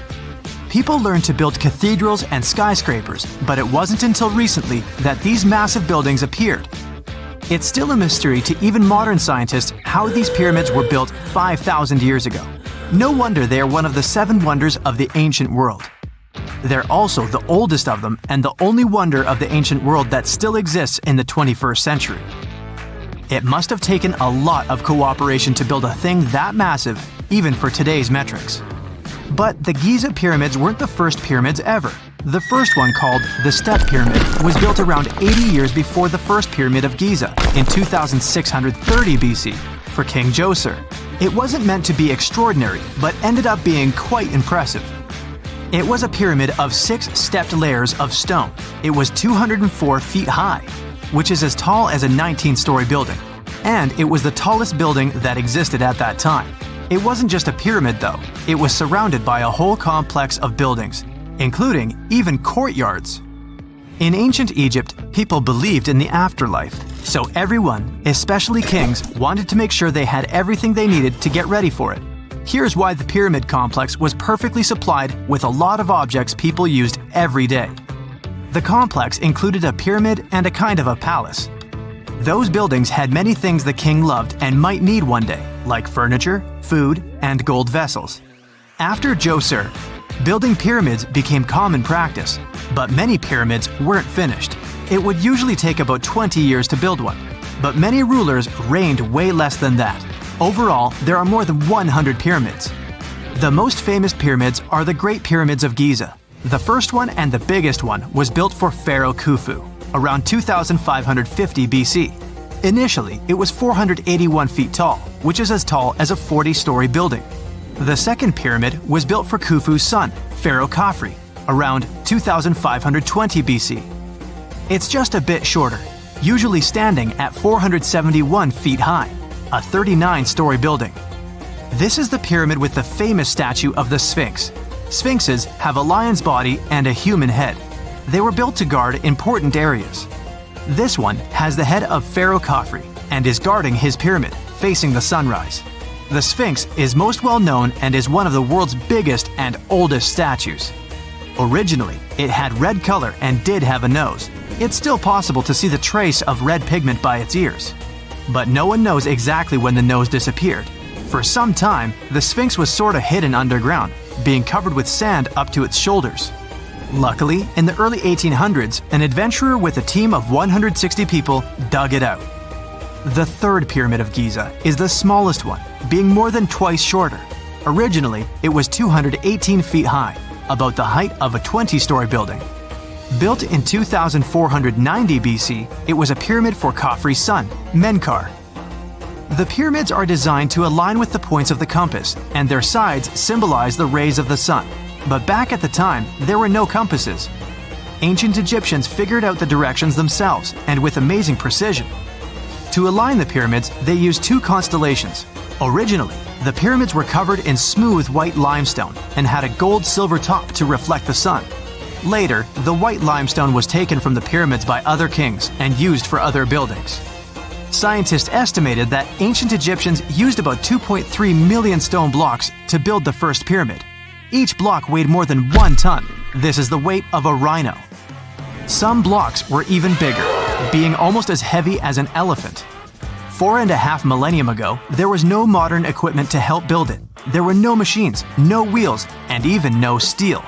The only metal available to them was copper. Even today, scientists aren't sure how the Egyptians managed to build the pyramids. There are no records left that would shed light on it. Some even think that Egyptians wanted to keep it as their secret and didn't even record it on purpose. Many believe that poor people and foreigners built the pyramids, but it's not true. Actually, the builders were very skilled workers, and they were fed and paid well. The archaeologists claim that the builders lived in a nearby temporary city and were a highly organized community with a strong leader. Scientists say that around 20,000 people worked on each pyramid complex, and it took about 20 years to build each. It probably was a national project. The construction site was large in resources, and food and essentials were likely to be contributed from all parts of Egypt. Even with all that support, it remains unclear how people managed to cut, transport, and assemble those huge stones. One of the theories suggests the stones were most likely transported on boats down the Nile River. Then, there was a harder part. They had to be moved to the construction site. For that, they probably used wooden sleds. It wasn't very hard to pull them because the sand mixed with the right amount of water was pretty slick. And 10 people could move a sled even with a rock weighing 1 ton pretty easily. Finally, one last problem. The stones had to be lifted and put into place.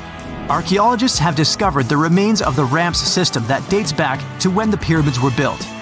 Most likely, the Egyptians designed a unique system to move and pull huge stone blocks, but no one knows what it looked like exactly. The most common opinion is that there were several ramps around the pyramid to help move the blocks.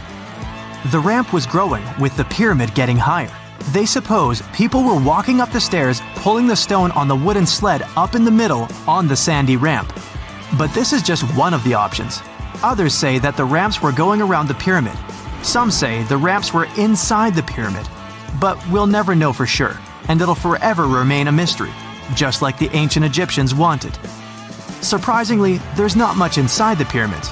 Most of it is just solid stone with very little open space. But let's take a quick look inside the biggest of the pyramids of Giza.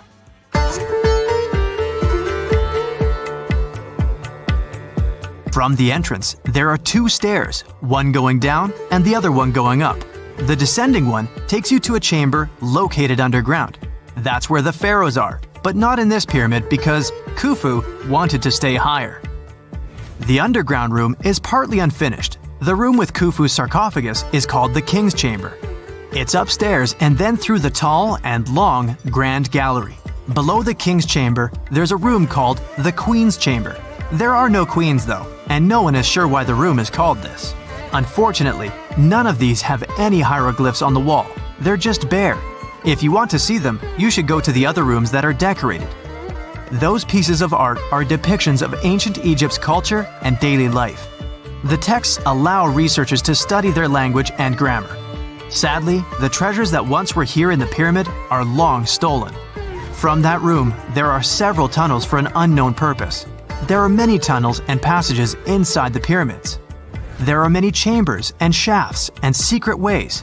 Scientists have been sending little robots with cameras there for some decades already. And the robots did discover another chamber a bit upstairs with hieroglyphs on the walls. But even today, much of the pyramids is still unknown, and there's no so-called building plan of the pyramids. Egyptians did create a mystery no one can crack for 4,500 years already. Scientists recently started to X-ray the pyramid to learn what's inside it without entering it and its narrow, mysterious tunnels. No man shall ever find my tomb. That's what, according to rumors, Cleopatra once said. Rumor has it really wasn't about the gender. She wanted no living soul to disturb her, and I think she meant that no human would ever discover the location of her grave. But, surprisingly, it was indeed a woman who was closer than anyone before to finally discovering the Queen's resting place. Meet Kathleen Martinez Berry, a criminal lawyer turned archaeologist. She got so intrigued with Cleopatra's story that she packed her bags and went to Egypt with no official support and even no permission from the authorities.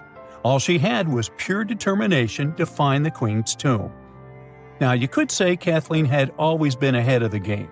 She skipped grades in school, mastered piano, chess, swimming, and martial arts, and grew up listening to top intellectuals debating in her home. And she even got her law degree at just 19, and archaeology was her side passion. She had never actually been to Egypt, never dug up a single artifact.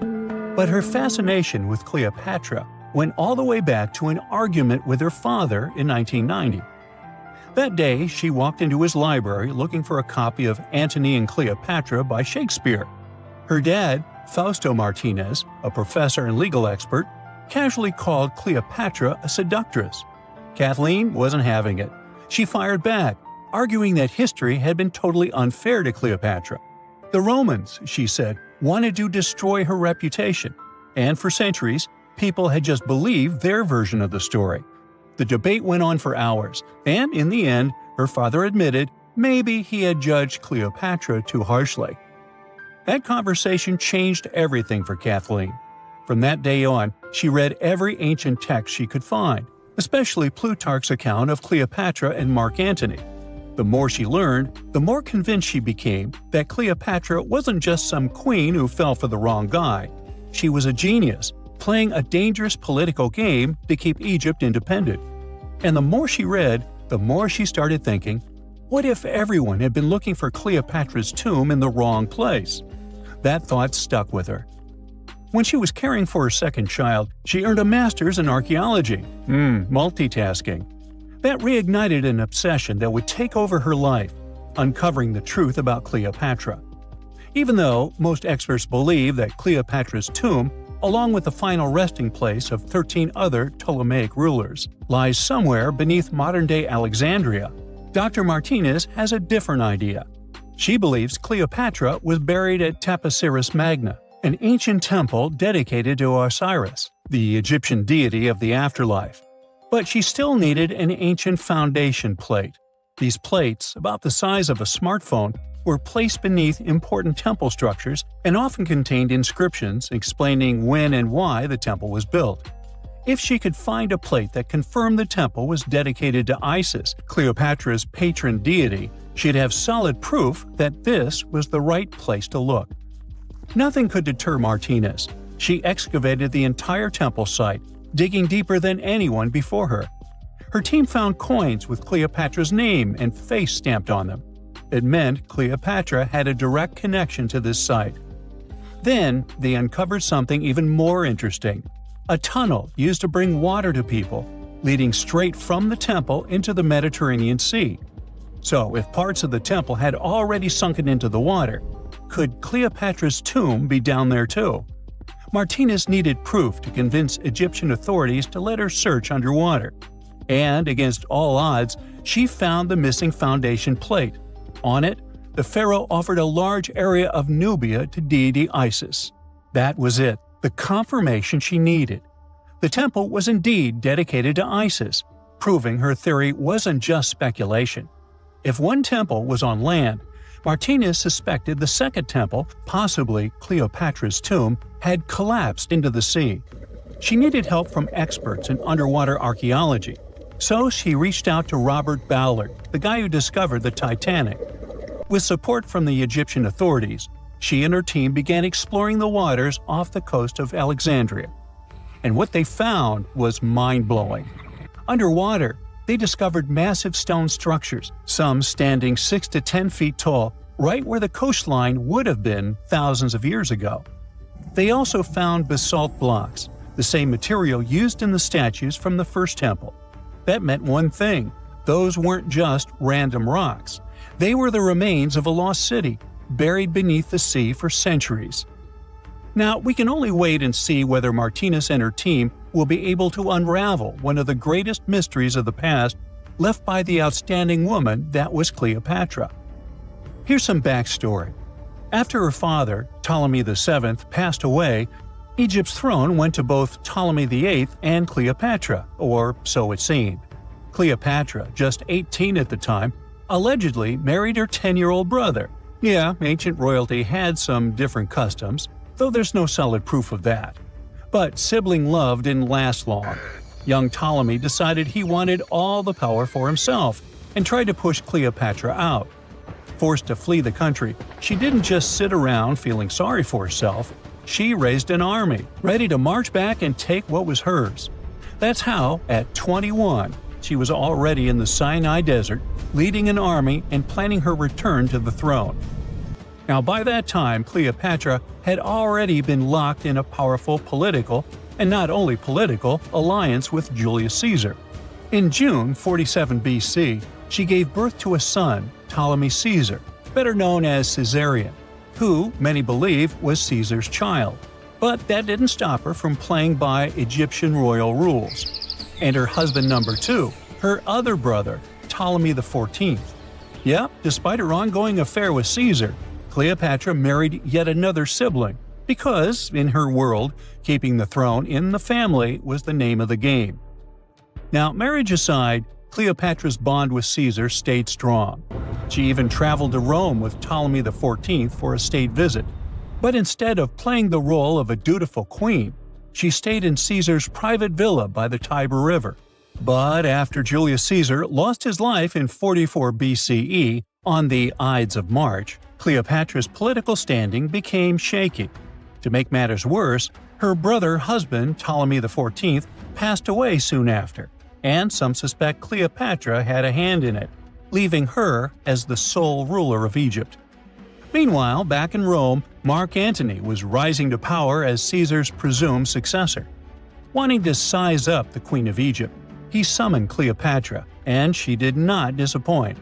Sailing into town on the lavish barge, dressed as a deity, Cleopatra made quite an entrance.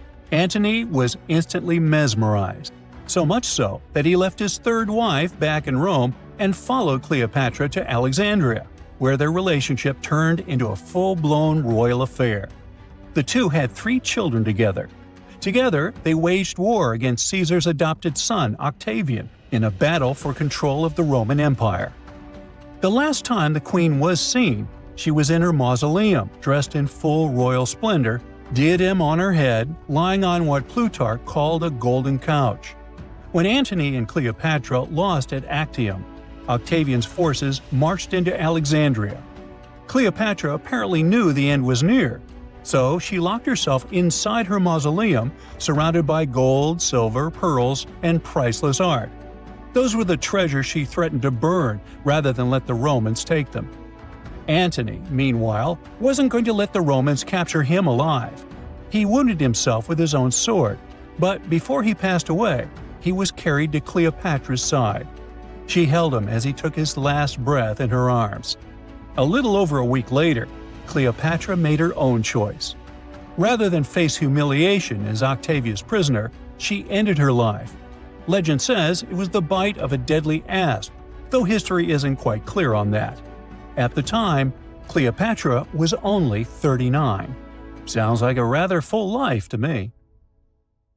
In 1850, French scientist Auguste Mariette went to Egypt looking for manuscripts, but accidentally found a head of a sphinx sticking out of the dunes. He cleared the sand and figured out the Sphinx was guiding the entrance to some underground construction. Several months later, he finally entered the Serapium of Saqqara. Inside, he found an enormous granite sarcophagi with remnants of 64 bulls. Scientists are still amazed by the tech that the ancient Egyptians used to transport those enormous boxes. The Serapium was built around the year 3000 before the Common Era. It was an underground tomb built to honor the sacred Apis bulls of ancient Egypt. It had a long hallway, almost 500 feet long, with giant stone rooms on both sides. Some of the sarcophagi weighed as much as 50 average cars, and all of them were made with super precision, with exact 90-degree angles. These sarcophagi were beautifully decorated with hieroglyphs and carvings that told stories about the lives and importance of the Apis bulls. Now, there are 24 sarcophagi left. In ancient Egypt, Apis bulls were very special animals connected to the deity Ptah. They thought the bulls carried Ptah's spirit and wisdom, helped the pharaoh, and protected the Egyptians. Priests looked for special markings on young bulls to find Apis bulls. It could be a white triangle on its forehead, which symbolized divine light, a shape on its back like a vulture's wing, and a scarab shape under its tongue, which stood for rebirth. If a bull had these signs, they believed it was chosen by Ptah and treated it like royalty. The chosen bulls lived in a special temple in Memphis, the city where they worshipped Ptah. They received the best care and offerings from visitors who wanted their blessings. When an Apis bull passed away, it was treated with great honor and mummified. When Mariette entered the Serapium, he noticed traces of rollers on the gallery's floor and found 2 wooden horizontal winches. Each had 8 levers. Later, other explorers saw double rails. The burial chambers were lower than the hallway floor. To get the boxes into place, workers filled the chambers with sand so the sarcophagi could be rolled in straight. Then they slowly removed the sand to gently lower the boxes into perfectly cut spaces in the bedrock. A carved stone sign found in the Serapium said it took 28 days to move just one sarcophagus and its lid into its spot during the time of Ptolemy II. The extreme precision of the sarcophagi with 90-degree angles also has an explanation. Ancient Egyptians wrote texts, or rather, papyrus, on geometry a long time ago. It shows that they knew the approximate number pi and could calculate the volume of a pyramid with its top cut off. If they could figure out complicated math like that back then, It makes sense that they could also carve perfectly flat surfaces 500 years later. All this sounds pretty legit, but some people think certain things don't add up here. The size of boxes is way larger than the size of bulls, yet they buried pharaohs in tiny coffins that barely fit their bodies. The sarcophagi are made out of granite with crazy precision, and they could have just used limestone, which would have made things way easier. The transportation of the boxes seems pretty simple, but only in theory. If one person could pull about 440 pounds, then at least 250 people would be needed to pull just one box. The tunnels in the Serapium are really narrow, only about 2 feet wider than the boxes themselves. There's no way hundreds of people could have squeezed into those tight spaces to pull the boxes. And even if they did, how would they turn the box in the cramped corridor, lower it into its niche, and place it perfectly in the middle? Somehow they did this 24 times, and every box is centered perfectly. Plus, the chambers were dusty, and there were no signs of soot from lamps. This means they must have worked in almost complete darkness. The real use of the boxes could also be different. A long time ago, even before the Egyptian pharaohs ruled, the local people already knew how to use fermentation. It happens when tiny organisms called yeast eat certain ingredients like starch and turn them into gas and ethanol. So someone in ancient Egypt probably put food like barley, bread, and even meat inside a giant stone box, then closed it tight with a heavy lid. These stone boxes, carved from granite, were so precisely made that they were almost completely sealed, so nothing could escape from it. As the yeast inside the box started working, it created more and more CO2 gas. It built up pressure inside the box. The granite boxes were incredibly strong. They could handle more pressure than a car tire can hold. When granite was squeezed under such pressure, its crystals produced a tiny electric charge. This effect was possible because granite contains quartz, a material that reacts to pressure this way. The process also needed meat or animal parts, possibly to help the yeast grow better. Meat contains something called oleic acid, which yeast needs to keep growing and to survive the bad effects of the ethanol it produces. As the pressure inside the box kept growing, the combination of gases and electricity made these boxes not just ancient fridges, but powerful energy systems. Over time, the pressure inside got so strong that it could push the lid open and the gas would escape with a pop. But when people rediscovered the Serapium in 1850, they found old drawings that showed piles of stones stacked on top of some of the box lids. So, someone long ago probably tried to make the lids even heavier by adding extra weight to make it harder for the gas pressure to push them open. This extra weight also meant the quartz crystals in the granite could keep creating more electricity under all that pressure. If someone opened one of these stone boxes thousands of years later, they would only find bones from bulls that were placed in the box. And that's exactly what Mariette discovered in the 1850s. They opened the Serapium for visitors soon after the first excavations in the second half of the 19th century. Prince of Wales even had a luncheon with his guests in one of the sarcophagi. Sands and earthquakes made the site inaccessible for a while, but now you can visit it again and try to solve the mystery yourself. With new tech, we could have answers to many other historical mysteries soon. A team of scientists at Chicago's Field Museum of Natural History recently used a special CT scanner to learn more about ancient Egyptian mummies without unwrapping them. They gently rolled 26 mummies on custom carts out to the parking lot, where the scanner was waiting. It took thousands of detailed X-ray pictures of each mummy and their coffins. When all the pictures were put together, they created 3D images that showed what was inside, the skeletons, and some artifacts. The scientists hope these images will help them understand ancient Egyptian burial practices from over 3,000 years ago. Even though the scanning process only took 4 days, it might take 3 years to study all the data. But scientists were able to learn some personal details about the mummies. One of the most popular mummified individuals at the museum, Lady Chineta, was a woman who lived in ancient Egypt about 3,000 years ago. It looks like she passed away in her late 30s or early 40s. To make sure her body looked complete for the afterlife, embalmers put stuffing in her neck to keep it from collapsing. They also placed artificial eyes in her sockets, so she would have eyes in the next world. She was wrapped in fancy linen and placed in a beautifully decorated coffin.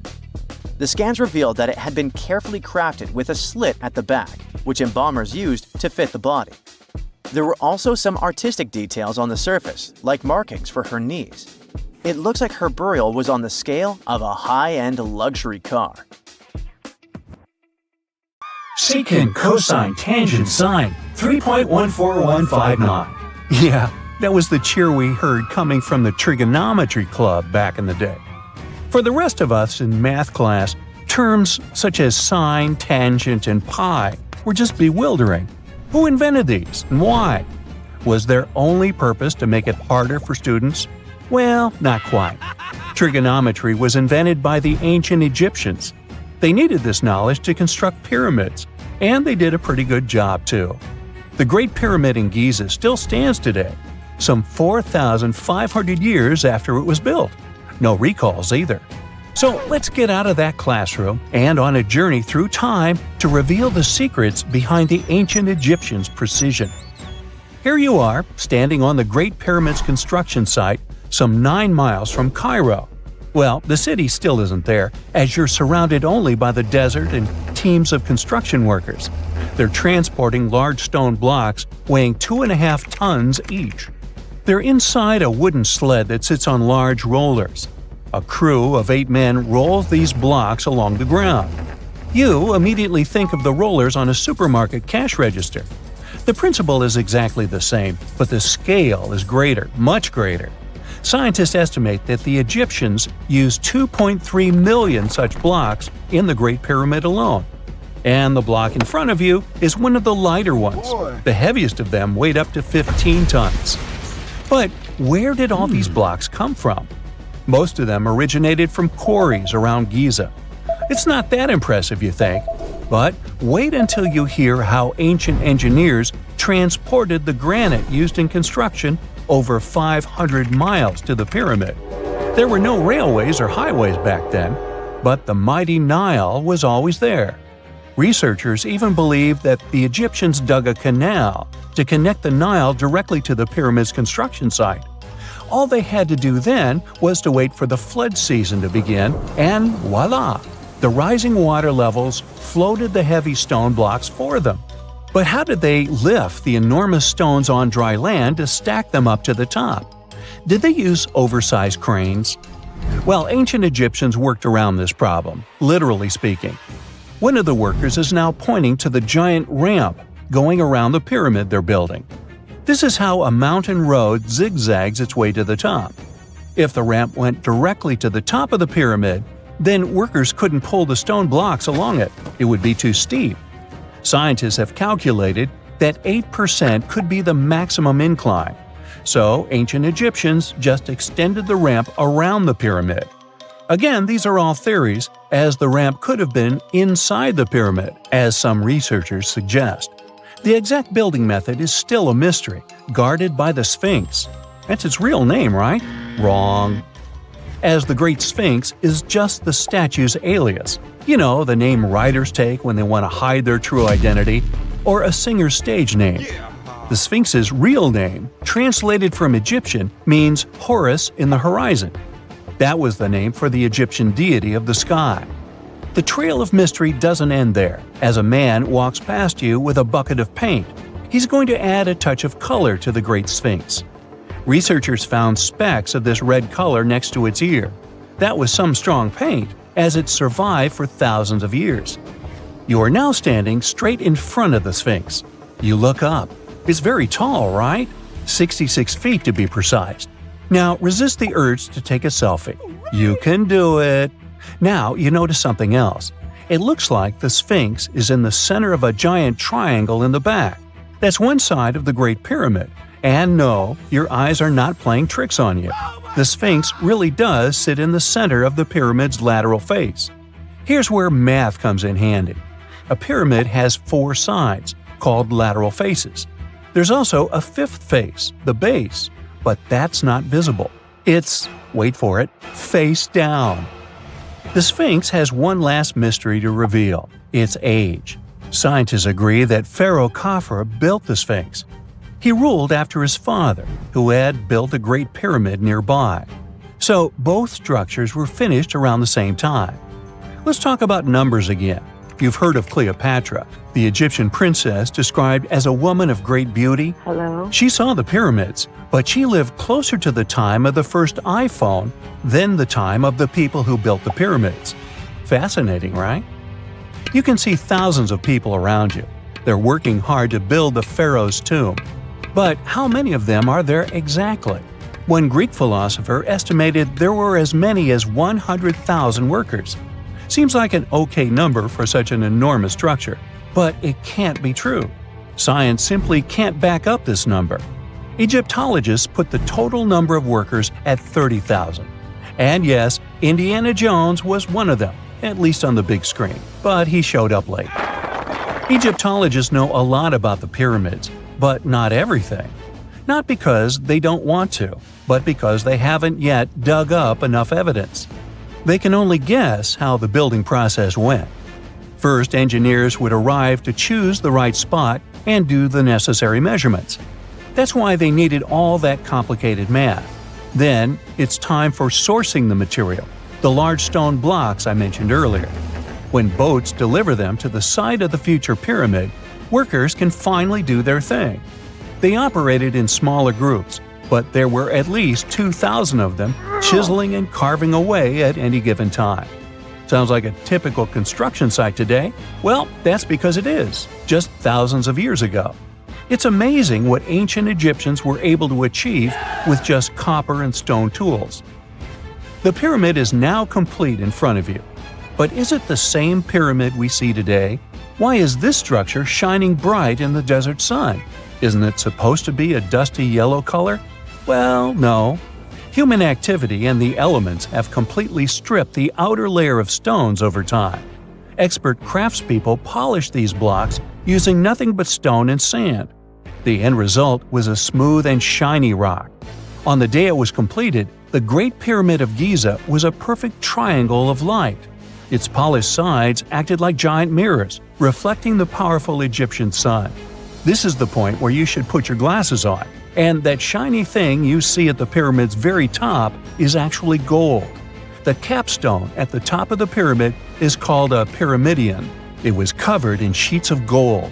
As you can guess, these were the first stones to disappear. Let's make another stop before we get you back to your classroom. We travel to the British Isles, and no, Stonehenge isn't our destination. It is Newgrange in County Meath.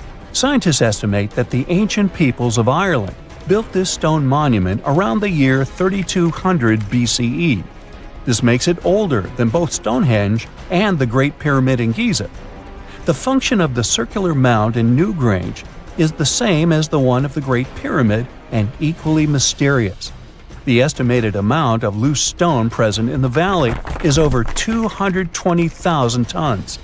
And it's not just randomly thrown on a pile. The order in which the stones are set makes the structure water-resistant. That would explain how Newgrange had survived for so long. Kinda makes you want to splash out the cash for that waterproof phone case, huh? Well, you're back in your school desk, but today's math lecture is the last thing on your mind. You're thinking about how great the Egyptian pyramids are, and if we have something similar today. It turns out modern engineers are just as impressed with the Great Pyramid as you are. There's a glass pyramid sitting in the main courtyard of the famous Louvre Museum in Paris. The panorama of San Francisco wouldn't be complete without the 48-story Transamerica Pyramid. But Las Vegas went the furthest. There we find the Luxor Hotel. It's so big that it's the third largest pyramid on the planet. And guess what's in front of it? Yup, a replica of the Sphinx. It's 110 feet tall, 2 stories higher than the one in Giza. Yeah, everything's bigger in Vegas. If there's a question that still baffles archaeologists to this day, it's this one. How did the ancient Egyptians build those magnificent pyramids? As far as we know today, their resources were quite limited, especially in terms of tools and building materials. We still don't have a fully satisfying answer, but hey, we've got some pretty amazing theories worth considering. The leading contender among these theories involves the clever Egyptians employing a sneaky strategy. Now picture this. They constructed a slanted and curving mound made of bricks, earth, and sand encircling the pyramid to be. As the pyramid grew taller and taller, they simply increased the height and length of this wacky structure. It's like they were playing an ancient game of Jenga. Now, how did they get those massive stone blocks up there? Well, according to the legendary ancient Greek historian Herodotus, they used sleds, rollers, and levers. It sounds like they turned construction into a supersized game of tug-of-war. And guess what? Herodotus also claimed that the Great Pyramid, the one from Giza, the granddaddy of them all, took a whopping 20 years to build. There's more. Herodotus also dropped a mind-boggling number on us. 100,000 men were supposedly involved in this pyramid extravaganza. Did they hire the entire Egyptian population? Well, it might not be as far-fetched as it sounds. These men were probably mostly farmers, so they probably focused on the pyramids when there wasn't much work to be done in the fields. Like during the flood season of the Nile River. Obviously, specialists in the archaeological community had something to add to this theory. By the late 20th century, they discovered some evidence that suggests the workforce might have been smaller and more permanent than previously thought. Instead of a massive army of 100,000 pyramid builders, they proposed that a modest crew of around 20,000 workers, accompanied by support personnel like bakers, physicians, and even spiritual leaders, could have gotten the job done. There was also this theory that claimed that the pyramids were actually built from the top downward. It suggested that these colossal structures were nothing more than isolated hills used as quarries. The stones were supposedly drawn from these hills, and over time, competing engineers took charge and transformed them into the iconic pyramids we know today. Now, before you dismiss this theory as a wild fantasy, some folks thought it wasn't completely crazy. After all, there are instances where isolated hills exist, so maybe this theory had a tiny glimmer of truth. Whether it involved ramp building or ingenious work schedules, one thing is clear. Those pyramids have definitely left their mark on history and on our imaginations. Now, speaking of ancient Egyptian mysteries, there's this gigantic unfinished obelisk sitting in ancient Egypt, and scientists are trying to figure out how it was shaped. Now, some people suggest that our industrious ancestors used handheld pounders to get the job done. One expert has a different take on the matter, though. He argues that if we take a closer look at the pattern left behind by the shaping tool, we'll notice something peculiar. The walls of the trenches surrounding the obelisk display a neat and even pattern, which is pretty unlikely if they were pounded away by mere mortal hands. According to this expert, those horizontal striations are usually the result of a tool that takes breaks while removing material, leaving its mark on the surface. But wait, there's more. Imagine the tool being rocked back and forth against the trench walls, clearing away the waste to keep the trench from narrowing. Well, in that case, the tool might have left some funky horizontal striations where it was pressed against the sidewall. This sounds like some fancy technology at play, don't you think? And guess what? The dynastic Egyptians probably didn't have access to that kind of know-how. Another famous Egyptologist from way back also uncovered a bunch of core drills during his adventures. Although the actual drill bits are missing, his collection houses these particular core remnants made of limestone, alabaster, and even granite. These constructions aren't the only amazing thing the ancient Egyptians left behind, though. As it turns out, the Egyptians were the genius minds behind the creation of the handheld mirror. Yeah, that little mirror you use every day to check yourself out. But here's the twist. These mirrors are like pieces of art. They were decorated with inscriptions and figures. But that's not all. The Egyptians had a serious concern with their appearance. They knew the importance of personal hygiene and looking fabulous. So, in their quest for pearly whites, they invented toothbrushes and toothpaste. Dental problems were pretty common back then, and their smiles weren't exactly all white. Dentistry wasn't their strongest suit, you see. Maybe their minds were distracted by all that pyramid building. So that doesn't mean those ancient toothpaste recipes weren't amazing. One delightful concoction included rock salt, mint, dried iris petals, and pepper. Some brave dentists in the 21st century tried it out, and it worked pretty well. Ground-up ash was also used in another recipe to create a tooth cleansing paste. Mint was missing, so that didn't do much for their breath. That's when the genius Egyptians came up with the world's first breath mints. They made tablets from heated spices like cinnamon, and they mixed it with honey. Now, let's shift gears to home decor, Egyptian style. They surely took ornamentation to the next level. While the concept of decorating furniture started in Mesopotamia, the Egyptians cranked it up a notch. They went all out with different colors of ink and even developed various weights of paper. Oh, and let's not forget about those cute little area rugs we all have in our homes today. Guess who came up with the idea? Yep, the Egyptians. They used the versatile papyrus plant to make those cozy rugs. And speaking of trends, the Egyptians loved their knickknacks. They had an assortment of small figurines in the shapes of cats, dogs, and people. These statues were made from various materials, like simple sun-dried mud to the ultimate bling of gold. It all depended on how loaded you were. The Egyptians were also all about farming, and they knew that clean water was crucial for their crops and animals. That's why they came up with some nifty inventions and techniques to make sure their land was fertile and their plants were happy. First off, they had the genius idea of using ox-drawn plows. They had two types of plows, heavy and light. The heavy plow would strut its stuff, cutting deep furrows in the soil, while the lighter plow followed behind, fluffing up the earth. But they didn't stop there. After plowing, the Egyptians would break up clumps of soil and sow the rows with seeds. To give those seeds a good old squish into the pharaohs, they'd march their livestock across the field, effectively closing up the furrows. But hey, all that hard work would be pointless if their seeds were as dry as the Sahara. That's where irrigation comes into play. The Egyptians were so good at it that other cultures, like the Greeks and Romans, couldn't help but copy their techniques. Now let's switch gears and talk about the marvelous architecture of ancient Egypt. These folks weren't just skilled farmers, they were also architectural maestros. They built these fancy canals to carry water to farms and villages, and boy, did they know how to make those canals look pretty. Just imagine strolling along a canal lined with ornate structures. The pharaoh Ramesses the Great was quite the overachiever when it came to construction.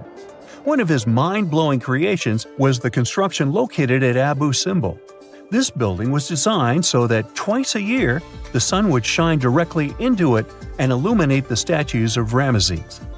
And let's not forget about the corbelled arch. Without this architectural gem, we'd be missing out on some mind-boggling structures like the Great Pyramid. The Egyptians knew how to make things stand tall and proud, thanks to their engineering and construction wizardry. They built grand halls and inner sanctums that make your jaw drop. And some of these temples doubled as astronomical observatories. We know that the ancient Egyptians were talented enough to build something as grand as the pyramids, but were they also smart enough to measure the speed of light? There's a theory circulating online that says exactly that. If you look at these two numbers, you'll see that they match completely. The first one is the speed of light in a vacuum measured in meters, and the second one is the latitude of the Great Pyramid of Giza. So, was it done on purpose, or is it just a coincidence? Well, happily, we can tell you that it's actually just a coincidence, not another conspiracy thingy. The Great Pyramid is just one of the many places in the world that share the same latitude. And more importantly, even if the ancient Egyptians had somehow measured the speed of light and chosen to keep it a secret from the rest of the world, they wouldn't have used meters to put it down. Meters were only defined at the end of the 18th century. The builders of the pyramids used a different unit of measure called cubits. 1 cubit is equal to 1.5 feet. Cubit was based on the length of the arm from the elbow to the tip of the middle finger, and it became popular in the ancient world.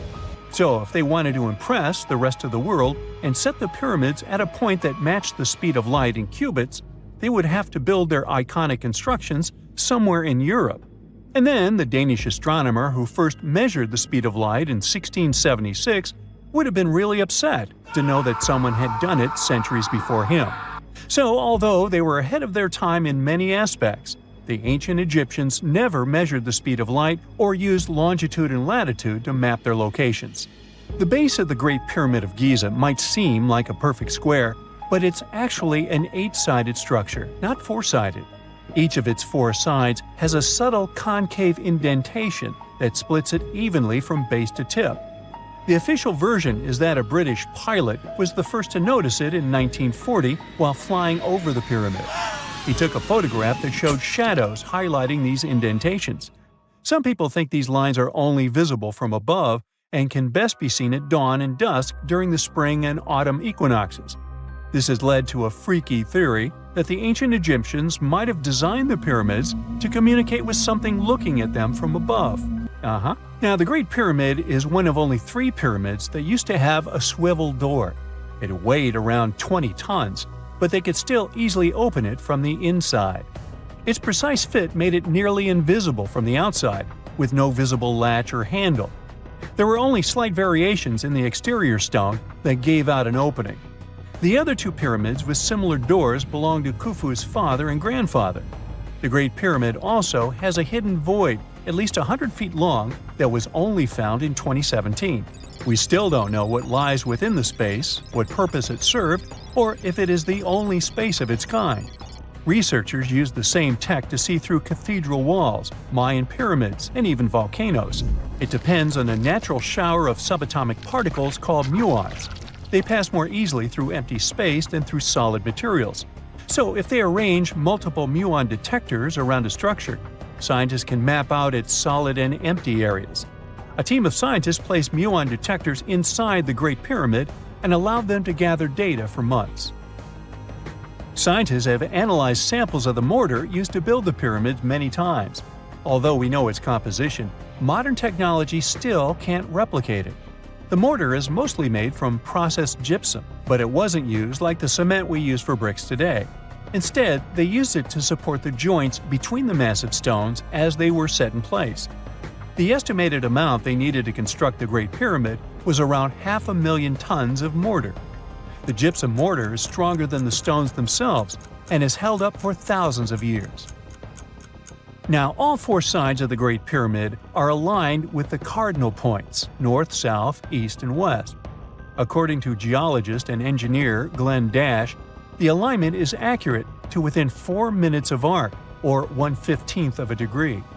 The architects managed to achieve this without modern tools like drones, blueprints, or computers. Many researchers try to explain this construction miracle. Maybe they used the pole star or the sun's shadow. Dash recently proposed a new, simpler idea. The Egyptians might have used the autumnal equinox to align the pyramids. It happens twice a year when the Earth's equator passes through the center of the sun's disk, making day and night nearly equal in length. To test his theory, Dash conducted an experiment on the 22nd of September 2016, the first day of the fall equinox. He used a special rod the Egyptians had to cast a shadow and tracked its tip at regular intervals, forming a smooth curve. By connecting 2 points of the curve with a taut string, he created an almost perfect east-west line. Dash noted that on the equinox, the shadow's tip runs in a straight line, nearly perfectly east-west, and with a slight counterclockwise error. There's a similar error in the pyramids. Although his experiment was conducted in Connecticut, Dash believes that the same method would work in Egypt. All the ancient Egyptians needed was a clear, sunny day. They could determine the fall equinox by counting 91 days from the summer solstice. But they left us few clues, and no engineering documents or architectural plans have been found that explain their methods. So they might have mapped shadows, but it's not definite. Now, scientists have long wondered how heavy stone blocks were carried to the pyramid sites, and they might finally have an answer. A research team from the University of North Carolina, Wilmington, has discovered that 31 pyramids are likely to have been built along a long-lost ancient branch of the River Nile. It's now hidden under desert and farmland. For many years, archaeologists have thought that ancient Egyptians must have used a nearby waterway to transport materials, equipment, people, and whatever else they needed to build the pyramids on the river. But up until now, they weren't certain of the location, shape, size, or proximity of this waterway to the site of the pyramids. The group of researchers used radar satellite imagery, historical maps, geophysical surveys, and sediment coring to map the river branch. They believe it was buried by a major drought and sandstorms thousands of years ago. The team managed to go below the sand surface and get images of some hidden features thanks to radar technology. They found hidden rivers and ancient structures running at the foothills of where most of the ancient Egyptian pyramids lie. The discovery of this extinct river branch helps explain the high pyramid density between Giza and Lisht, in what is now an inhospitable area of the Sahara Desert. Now, Egypt isn't the only country with the most pyramids in the world. The champion's title here goes to its southern neighbor, Sudan. It has between 200 and 255 pyramids, compared to Egypt's measly 138. They were built by members of the Kingdom of Kush, an ancient civilization that ruled the lands along the Nile River many years ago. They started erecting pyramids around 500 years after the Egyptians had stopped doing it. Their pyramids are much smaller than the Egyptian ones, but were built for the same purposes. Archaeologists are still working to find out how the pyramids in the Sudan were built, how long it took to complete them, and what happened to their society. There are mysterious plasma bubbles floating around the pyramids of Giza. As bizarre as that might sound, let's get one thing clear right off the bat. There's nothing extraterrestrial going on here. Plasma bubbles are those weather anomalies that form in a layer of Earth's atmosphere called the ionosphere. This is an invisible layer surrounding our planet that stretches roughly from 50 to 400 miles above Earth's surface, right at the edge of space. In this layer, the sun, being the giant hot power that it is, basically cooks gases, splitting them into electrically charged particles called plasma. Here's where it gets interesting. At night, especially near the equator, these charged particles get disturbed, and when a bunch of them suddenly vanish at the same time, it forms what we call a plasma bubble. Imagine it like a big empty pocket where the plasma is missing or its quantity is lowered, but it's only considered a plasma bubble if this phenomenon occurs on a large scale, typically around 62 miles in size. If you're already packing your suitcase for Egypt and have put binoculars to look at the tips of the pyramids, I'm sorry to say that we can't see these plasma bubbles with the unaided eye.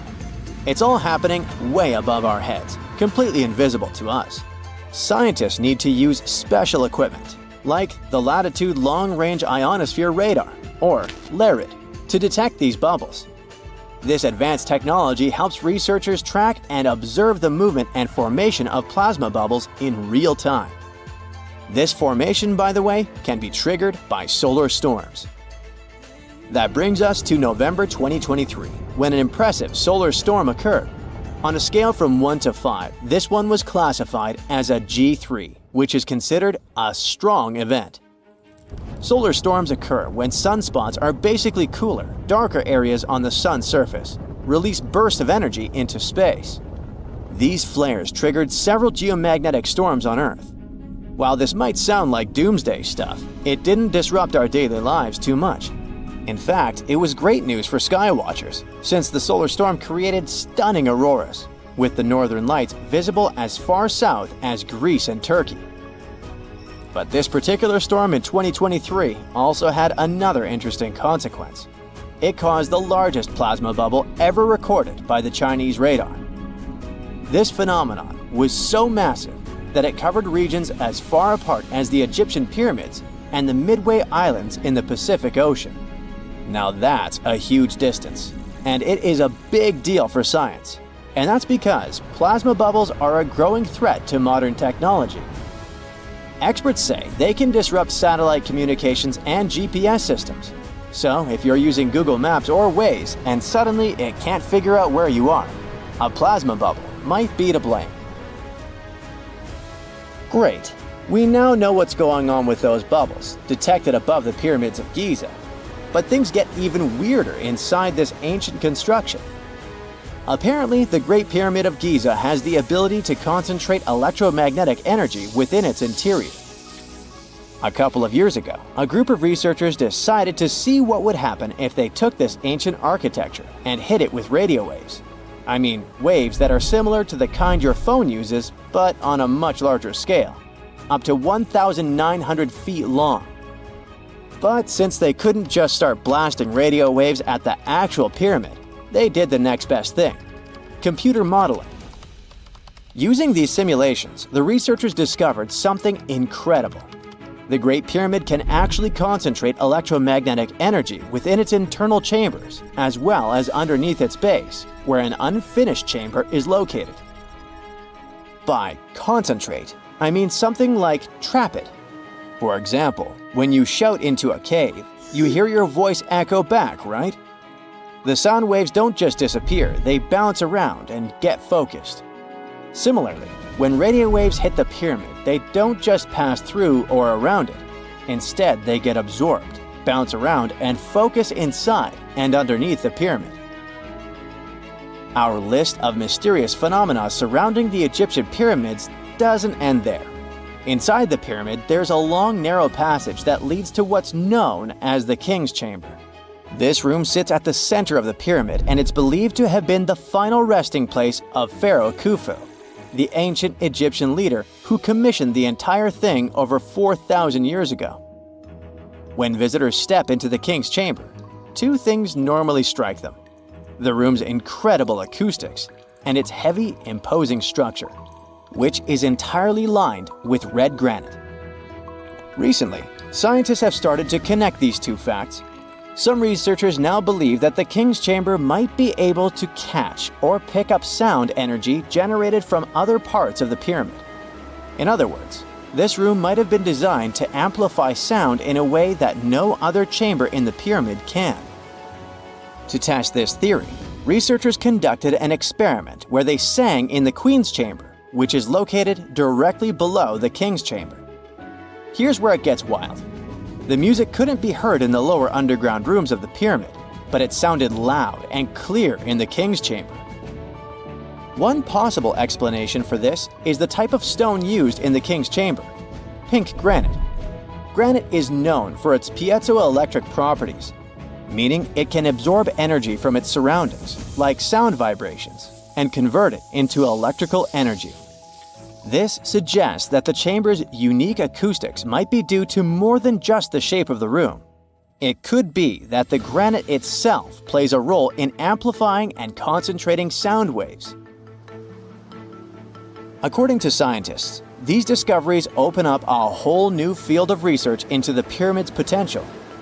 Could the ancient pyramids have somehow harnessed the energy created by sound waves, or even Earth's natural vibrations? It might sound far-fetched, but considering the granite's piezoelectric properties are well documented in modern science, it's not entirely impossible. Who knows? Maybe we've only just scratched the surface of what the pyramids were truly capable of. Speaking of just scratching the surface, there's even more to think about, like how the pyramids ended up in such a perfect location. It seems the builders lined up the Great Pyramid with the cardinal points, meaning its sides are almost perfectly aligned with the four main directions: north, south, east, and west. There are many theories about how they did it, but one study suggests that Egyptians might have used the fall equinox to achieve this perfect alignment. During the equinox, the sun rises and sets directly in the east and west. It probably made it easier for builders to use the sun's position as a guide. By watching the sun during this time, they could make sure the pyramids were positioned just right.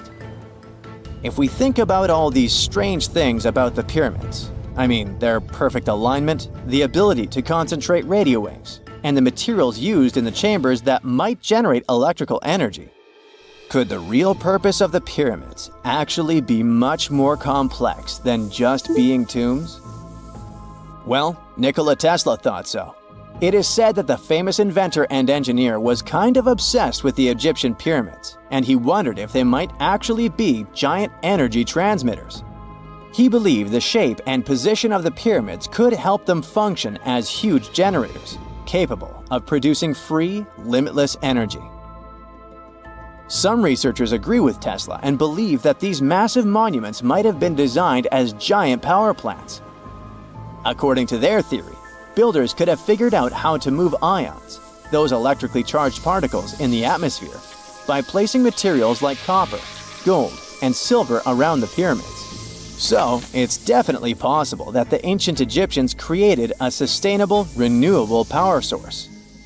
Although this is a very interesting thought, we haven't been able to confirm this theory, and the true purpose of the pyramids remain one of humanity's biggest mysteries. So looky here, scientists discovered ancient artifacts near King Tut's tomb. Turns out, his VIP final resting place looks more like a public graveyard with about a dozen wooden coffins that's been there for around 3,600 years. Now, okay, I might have exaggerated a tad. The 11 tombs weren't exactly right next to King Tut, but they were close, near the same city of Luxor. New findings in Egyptian tombs can help us piece together what life was like in ancient Egypt. And guess what? Ancient Egyptians seem to have been remarkably like us, modern humans. Say, the women have always loved jewelry, and archaeologists retrieved a beautifully made necklace with 30 amethyst beads and 2 agate beads, plus a hippo head amulet. Bet it was all the rage back then. Researchers also discovered 2 copper mirrors. One had a handle shaped like a lotus, and the other was decorated with Hathor, the ancient Egyptian deity of the sky, women, fertility, and love. These recent excavations near Tutankhamun's burial site led to another jaw-dropping revelation. For the first time in thousands of years, fragments of Queen Hatshepsut's Valley Temple were uncovered. This fearless woman was thought to be the second female pharaoh, who ruled with both courage and wisdom, leaving a legacy as solid as the stones themselves. Her temple, hidden for ages, opens a window into a time filled with power, intrigue, and spiritual devotion. Archaeologists found over 1,000 beautifully decorated stone blocks on the outskirts of Hatshepsut's funerary temple. There were very few women who managed to take the throne in ancient Egypt. Another tomb was found nearby, and it belonged to the overseer of Queen Teti Sheri's palace, whose name was Jehuti-Mez. Queen Hatshepsut seems to have even more tombs, aces up her sleeve. These tombs were carved into the rock instead of being built as pyramids, showing a unique ancient perspective on how to protect the soul in the afterlife. Experts managed to retrieve some cool ancient pieces from the site. Toys made of clay, mummy masks, winged scarabs, and some amulets. Sadly, there surely used to be way more artifacts, but over the last centuries, there have been people other than archaeologists to stumble upon this site. It's likely that looters got to these tombs before them and may have taken some valuable items. But they did leave behind some cool stuff for the researchers, like pottery used for offerings of bread and meat, along with archers' bows that connect the tomb's owners to the Egyptian military. Meanwhile, soul protection is way more important than you might think, especially if you're roaming around Luxor looking for ancient secrets. You aren't scared of King Tut's curse, are you? Let me tell you what happened to those who weren't scared, but promise me to take it with a dash of salt, okay? For years, Egyptologists, especially those who believed in paranormal activity, were convinced that there was an unsettling curse surrounding Tutankhamun's archaeological discoveries. This belief stemmed from the mysterious and untimely demise of several excavators who discovered the tomb in 1922 with no logical explanation for why they passed away. It was just easier to chalk it up to something supernatural and avoid the whole mess. But it turns out it wasn't a curse at all. It was likely the radiation that caused those excavators to perish. Now, you might wonder where the radiation came from. After all, while radioactivity was discovered in the 19th century, ancient Egyptians, despite their impressive pyramids, didn't have any radium lying around to make Tut's tomb glow like crazy. So, what could be the real story? It might have been toxic waste behind it all. Toxic levels of radiation from uranium and hazardous waste have been lurking inside the tomb since it was sealed over 3,000 years ago. The burial chamber of Tutankhamun's tomb reportedly has such high radiation levels that anyone who steps inside could easily end up with a fatal dose of radiation sickness or an incurable condition. By the way, you can have a somewhat similar level of radioactivity if you don't get rid of those moldy dinner leftovers you left to perish in your fridge a month ago. But this radioactivity isn't exclusive to Tutankhamun's tomb. Ancient Egyptian artifacts discovery is rewarding yet dangerous due to unusually high radiation levels in Old Kingdom tombs all over Egypt.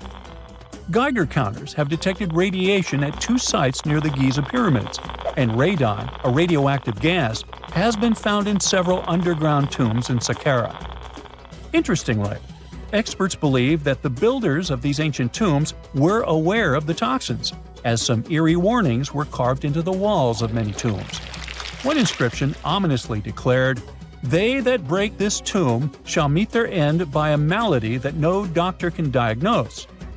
Other ominous phrases like "forbidden," "due to evil spirits," only added to the fear that supernatural curses haunted these ancient sites. Ominous signs have stunned archaeologists since forever, but the fear grew even stronger a century ago with the mysterious passing of Lord Carnarvon, who funded King Tut's excavation in 1922 and reportedly explored the treasure-filled rooms, along with several others who entered the tomb. Arthur Weigall, another British Egyptologist who was present at the tomb's opening and is credited with starting the curse myth, passed away young when he was just in his 50s in 1934. Chances are the condition that made him pass was connected to radiation. In total, 6 out of the 26 people who were there when the tomb was opened met their end within a decade from various causes. Not only X-ray exposure, those reasons include asphyxia, stroke, heart failure, pneumonia, and even poisoning. Well, isn't this getting a little grim? There was one guy who opened the tomb and somehow managed to avoid the infamous curse, Howard Carter, or so it seemed. Some folks pointed to his survival as proof that the curse wasn't real. After digging up the tomb, Carter published several books on the topic and shifted gears from archaeology to dealing in antiquities for various museums. Despite dodging demise or injury, rumors swirled about how the curse may have impacted him in other ways. One of the big stories linked him to Lord Carnarvon's daughter, Evelyn.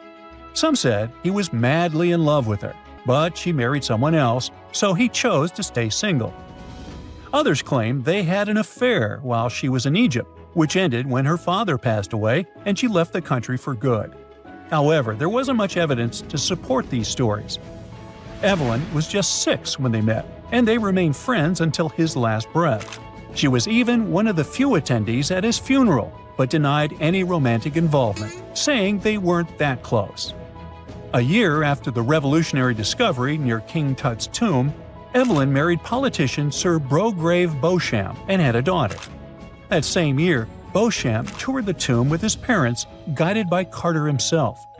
Carter never married and, aside from those posthumous rumors about Evelyn, had no other romantic connections. While the curse adds an intriguing twist to his life story, his tendency to keep relationships at arm's length was evident long before the tomb was opened. It seemed Carter just wasn't a people person. In 1939, after battling a serious illness, he ultimately succumbed to fate. He was 64, which was a pretty common life expectancy in the UK back then, so no one really thought it was off and linked it to an ancient curse. When he passed, it turned out he had several artifacts from Tutankhamun's tomb in his London apartment, which were eventually sent back to Egypt, marking what some viewed as the curse's end. Who knows? Maybe if he hadn't had all those ancient souvenirs at his place, he would have lived way longer. But all the other demises might seem off. The curse theory was likely fueled by some strange events during the excavation. Carnarvon got a mosquito bite that became severely infected, and around the time they opened the tomb, Cairo experienced a bizarre power outage in a freak sandstorm. Back in England, the Earl's dog, Susie, managed to escape from Carnarvon's house and began barking frantically at seemingly nothing. At least that's what the staff and family saw. Strangely enough, at the very moment her owner's heart stopped, Susie started howling and fell down without showing any signs of life. Maybe radiation didn't play a crucial role after all, and those were indeed ancient artifacts from King Tut's tomb that made them all perish. Spooky, huh? The ancient city of Taposiris Magna is hidden on the northern coast of Egypt. These days it has very little of its former glory, But what lies beneath it may hold the secret to uncovering a famous mystery, that of Cleopatra, the most memorable Egyptian queen in history. The recently discovered tunnel is also known as a geometric miracle for its time. Excavations have uncovered a 43-foot-long structure below the ground, which is partially submerged in water.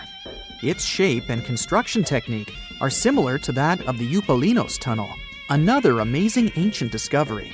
This one is located in Greece and was built by excavating simultaneously from 2 points, aiming to have them meet in the middle. The use of math and geometry to make this construction was astonishingly precise for those days, more so since it was built near a mountain. Archaeologists that have been working on the Taposiris Magna site since 2004 believe this tunnel may lead to the lost tomb of Cleopatra. The clues they found so far seem to back up this theory.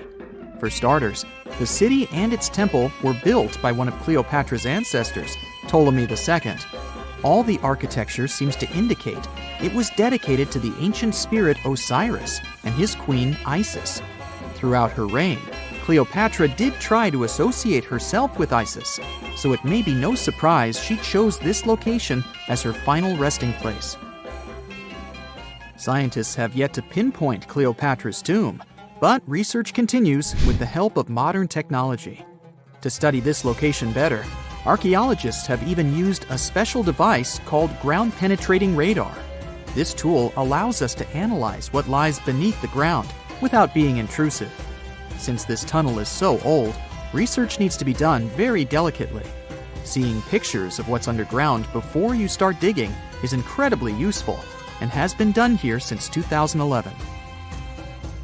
Finally discovering Cleopatra's tomb may help us piece together her story, especially what might have happened during the last portion of her life, which is still surrounded by mystery. We still don't know the exact cause of her passing.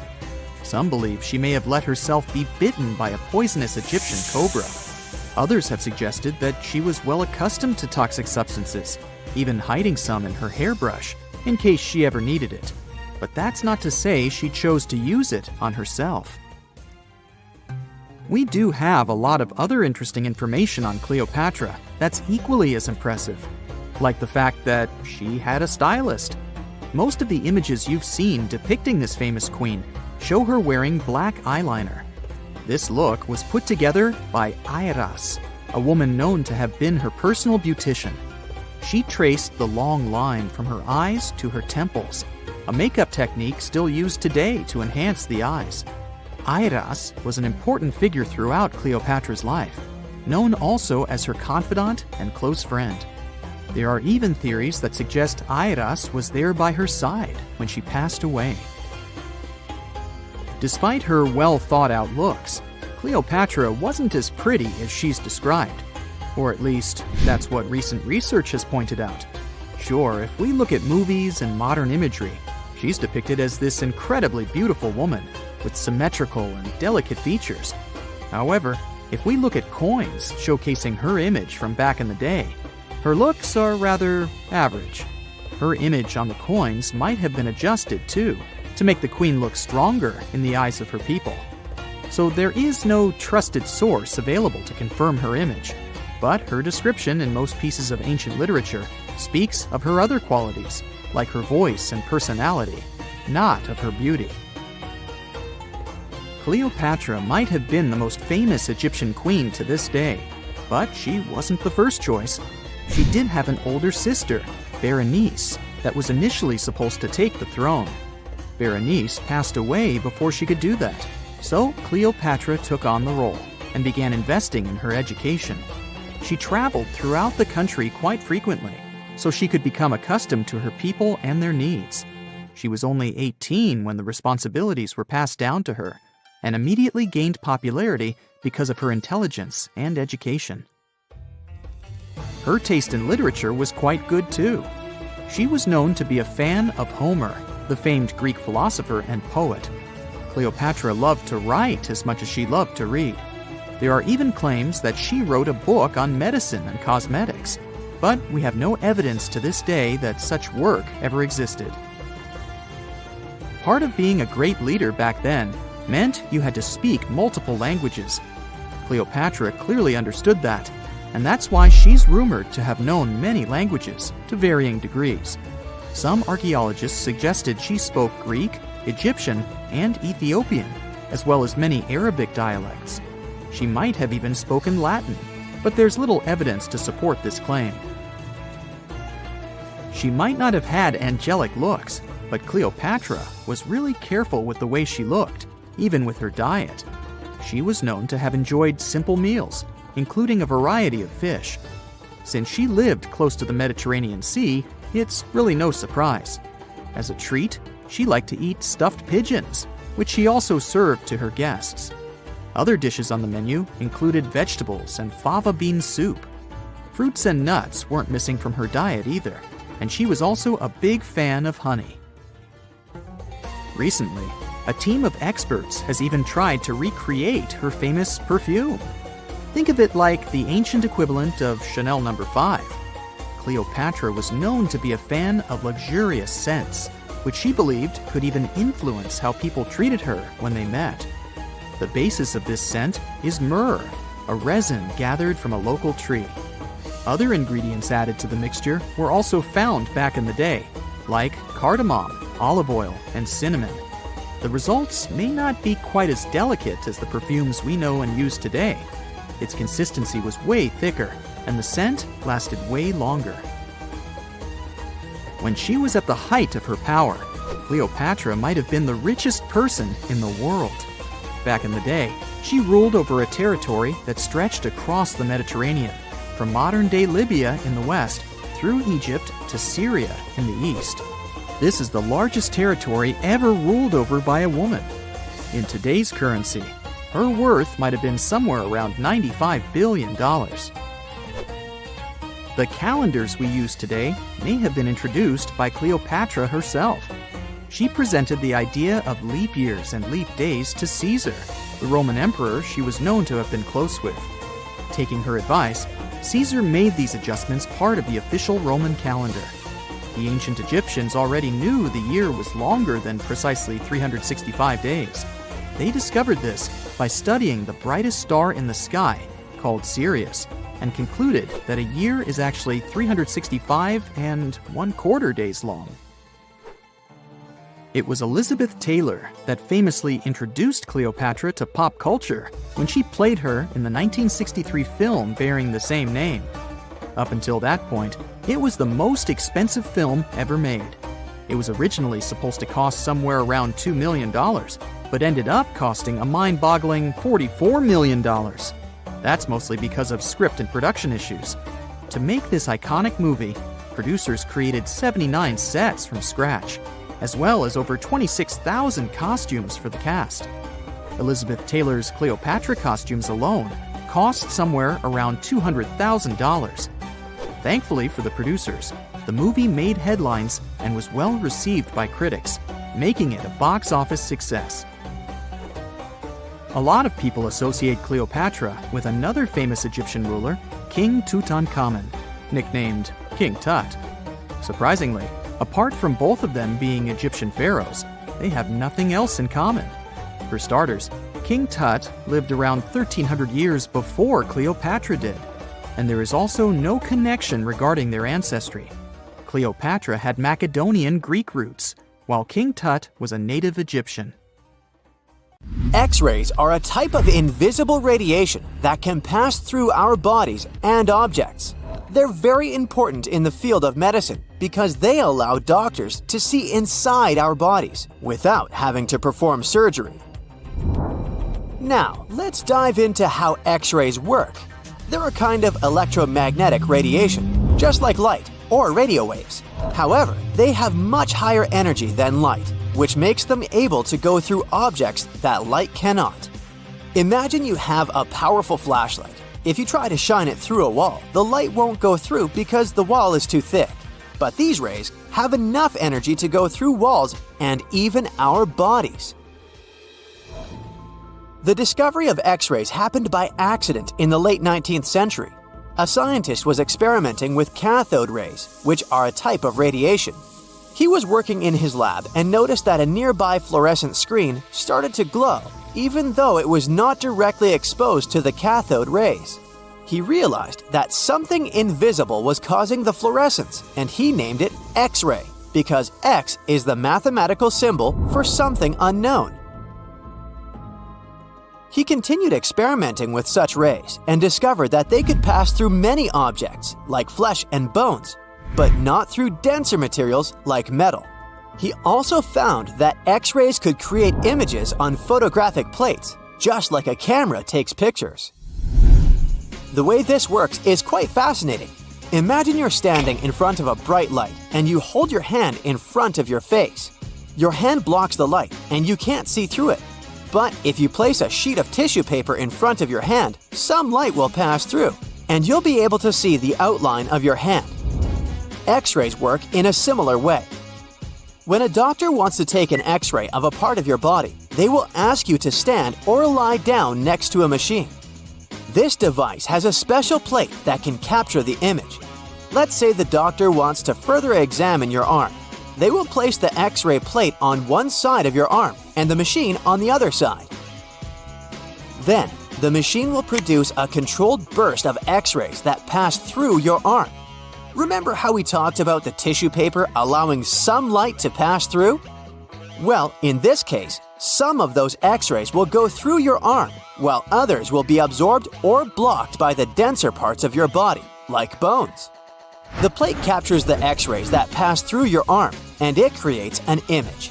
This image shows the bones and other structures inside your body, allowing the doctor to see if there are any problems or injuries.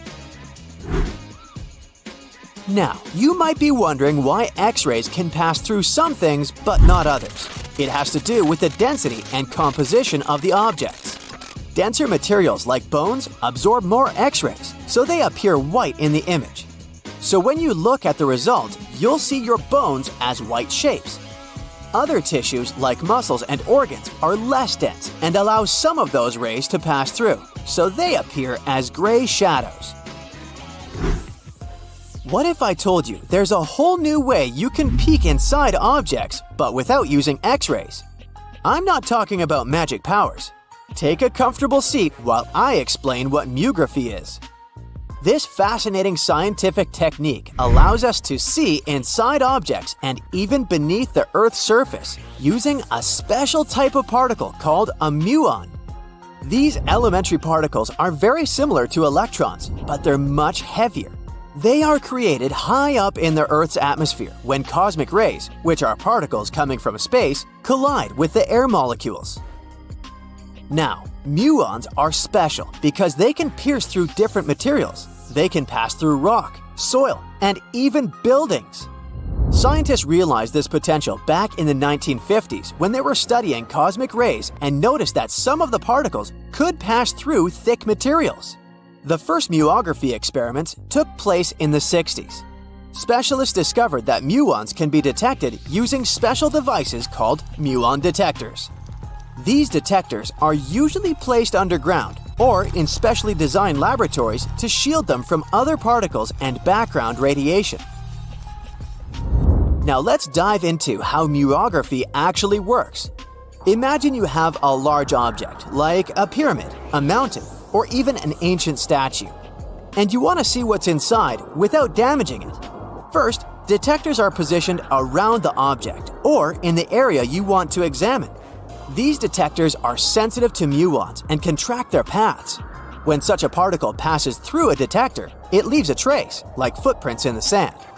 By collecting data from multiple detectors, scientists can reconstruct the paths. Here's where things get really cool. The Earth's atmosphere acts like a natural filter for muons.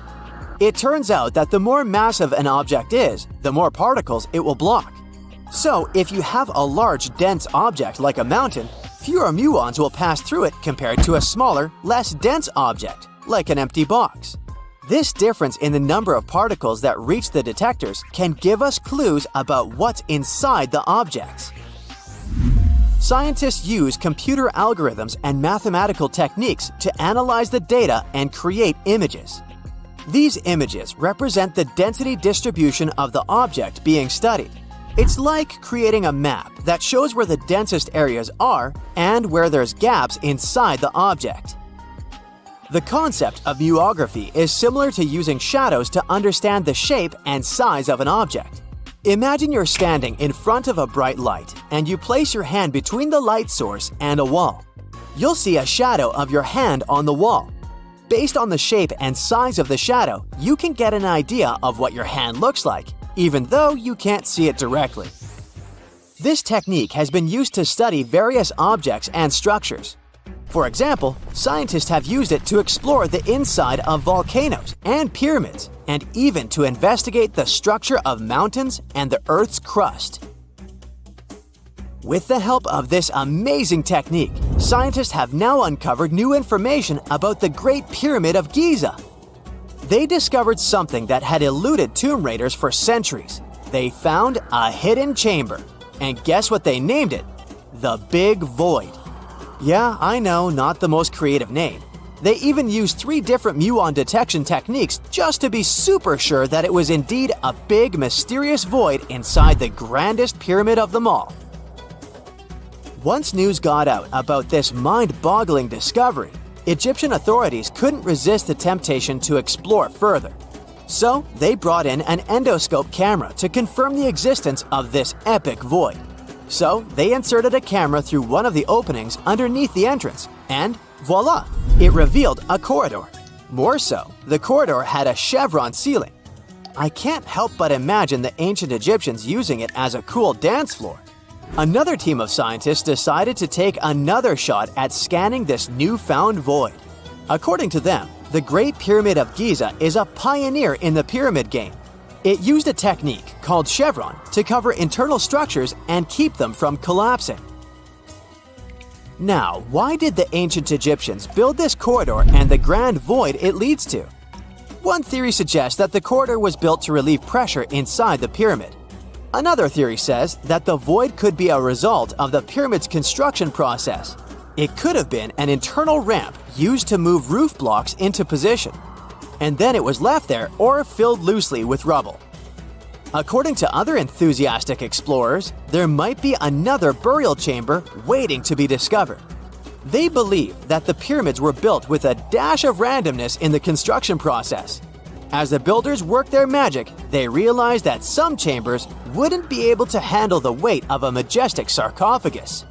So they made adjustments on the fly, creating new plans as they went along. For more than 3,000 years, the gold mask of Pharaoh Tutankhamun stayed hidden in the Valley of the Kings. This artifact, which stands about 21 inches tall, shows how skilled and artistic the ancient Egyptians were. But nobody expected that X-rays would reveal its biggest secret. King Tut was the last ruler of his family during the 18th dynasty. He took the throne at just 9 years old, but ruled for only 10 years before he passed away unexpectedly. If we're being honest, back in ancient Egypt, he was mostly forgotten by the rulers who came after him. His tomb wasn't a big deal for them, so much so that even the grave robbers forgot about him. It might sound a bit sad, but the truth is that it was actually great news for us. Since his tomb was practically forgotten, it ended up being perfectly preserved. While the other tombs in the Valley of the Kings were looted, his remained sealed and untouched. So when it was discovered back in 1922, it had over 5,000 precious objects inside. That made Tutankhamun basically an instant celebrity and one of the best-known pharaohs nowadays. Among the treasures was the most stunning piece, his golden mask. This mask is said to be an exact image of the king's face, or at least it was supposed to be, but we'll get to that later. The purpose of this accurate representation of his face was to make sure that his soul would recognize him in the afterlife and return to his mummified body. In ancient Egyptian beliefs, this would allow him to continue living in the afterlife. The details of the mask clearly looked incredibly difficult to create, but people didn't realize how complex it truly was until many years later. The first X-rays of the mask were taken in 1967. Back then, the main reason for these scans was practical – conservation. The mask was heading to Paris for an exhibition, and it was the first time it had ever left Paris. This would help them keep track of any changes during the exhibit. Plus, the images could give clues about how the mask was made, but back then, they probably didn't fully realize just how complex its construction was. I mean, Egyptian goldsmiths didn't use modern soldering techniques, so how did they make this mask? New X-rays taken in 2007 gave us some answers. It turned out the Egyptians didn't use pure gold, which is 24 carats. The mask was actually made of 23-karat gold, meaning it was mixed with another material. So specialists discovered that the gold sheets contained a small amount of copper, a reddish-brown metal. This was likely done to make the material more flexible and easier to shape. They would then shape the gold sheets by heating and hammering them over and over again. But there was one more secret inside the mask that wasn't discovered until 2015. The year before, the staff at Cairo's Egyptian Museum were working on the mask display when the long beard of the mask accidentally got knocked off. Another theory is that the beard had become loose over time and just fell off. Either way, the fact that King Tut's beard came off caused a lot of stress. After all, we're talking about one of Cairo's biggest tourist attractions, so the experts had to fix the problem quickly. The restoration process started with a detailed recording of the mask's condition. To do this, they had to take a full three-dimensional scan of the artifact. And, by accident, they found something very interesting in the mask. Inside the royal beard, there is a gold tube, an intriguing structure that the Egyptians likely used to attach the beard to the rest of the mask. And that proved, once again, that the process of making this mask was even more complex than experts thought. But the mysteries don't stop there. Remember how we mentioned that the mask was thought to perfectly represent King Tutankhamun's face? Well, that might not be entirely true. Some popular theories suggest the mask was never meant for him and was actually made for someone else. A study published in 2015 suggested the mask was originally made for a female pharaoh, his supposed stepmother, the famous and beautiful Egyptian queen Nefertiti. The biggest clue comes from an inscription on the mask. At first glance, it seemed to belong to Tutankhamun, but after a close examination, researchers noted that something else was actually written underneath King Tut's name. The royal name stamp seems to have been altered, and originally it had something written on it that translates to Queen Nefertiti. There is another feature of King Tut's golden mask that was overlooked for years, which adds even more mystery. As we mentioned earlier, experts believe he wasn't respected much by the pharaohs who came after him. And one of the clues that made archaeologists think this is the pierced ears on the mask. Some researchers believe that King Tutankhamun wouldn't have worn earrings after he was a kid. So, according to their theory, by the time he passed away at 18, he shouldn't have been represented with pierced ears. This could also support the idea that the mask originally belonged to Nefertiti, or maybe to someone who wasn't even connected to King Tut. But the mask isn't the only source of mystery. In fact, his whole tomb is full of puzzles. Recently, historians found a sign that the place where King Tut was supposed to be buried was changed at the last minute. For years, experts wonder why a pharaoh who ruled for 9 years ended up in such a simple tomb. When compared to the grandeur of other pharaohs' tombs, his tomb seemed, well, a bit plain. The idea that a king like Tutankhamun would have such an unremarkable resting place just doesn't match up with the power and importance he must have had in ancient Egypt. So, what happened? Well, apparently, this might have something to do with his successor, Pharaoh I. After King Tutankhamun passed away, researchers believe that I made sure to erase him from Egypt's history. So, one theory suggests that he was probably behind the quick decision to place King Tut's body in a smaller, less impressive tomb. When experts looked at I's own tomb, they found something interesting. There is a large wall covered in painted baboons. This is the same type of artwork found in Tutankhamun's tomb. It seems like the same person might have chosen the artwork for both tombs. Now, the design and decoration of the two tombs are almost identical, suggesting there was a shared hand behind both. But there is one key difference. I's tomb is fit for a king. It's much bigger and more impressive, even though the style and artwork are similar to what you see in Tutankhamun's tomb. So the theory suggests that I decided what went into both tombs. Since Tut passed away unexpectedly at a young age, his grand tomb wasn't finished in time. Normally, pharaohs start building their tombs while they're still alive to make sure everything is perfect. But Tut passed away when he was just 18, so there wasn't enough time. I may have taken advantage of the situation, ordering a smaller tomb for Tut and keeping a larger one for himself. Experts believe this theory explains why Tutankhamun's tomb is so simple and how I managed to wipe his memory from history so easily. But in the end, the story of King Tut's mask and tomb is full of mystery and intrigue. Each new discovery sheds more light on what really happened all those years ago. But one thing is for sure, the secrets of ancient Egypt still have much to reveal, and King Tutankhamun will continue to fascinate people for years to come. You have heard about Nikola Tesla. You have definitely heard about the Great Pyramids in Egypt. But what if I told you that Tesla may have probably uncovered the ancient mystery surrounding the pyramids? Wait, what? Is this a crossover episode? Nope. It's highly probable that the secrets of the pyramids are hidden in plain sight. But first, let's recap what we know about the pyramids. What's so mysterious about them? I mean, they are just old quirky buildings, aren't they? One of the biggest questions is how they were built. Some people think that the pyramids were created by people using only their hands and muscles. But others think that there might have been some kind of crazy energy source that we don't know about yet. Like, what if aliens helped out or something? Just kidding. But this idea of some unknown energy source being used to build the pyramids has been around for ages. Even in old texts, like the pyramid texts, it talks about how the gods gave us something to build a great power. So maybe there was something really powerful and mysterious going on back then? Who knows?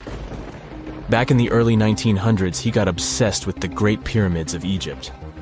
He read numerous books about these ancient structures and was blown away by how much energy they seemed to have. At that time, not many people knew much about electricity, and Tesla started to wonder if there was some kind of advanced tech hidden in the pyramids.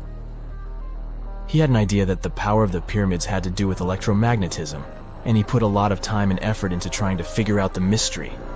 Tesla had some pretty unusual theories about the Great Pyramids. He thought that they could actually store and move electricity, which could then be used to power up the areas around them. He also had this theory that the pyramids were built using some kind of crystal energy. He believed that the chambers inside the pyramids could have these super powerful crystals that could control the electromagnetic fields. But that's not all.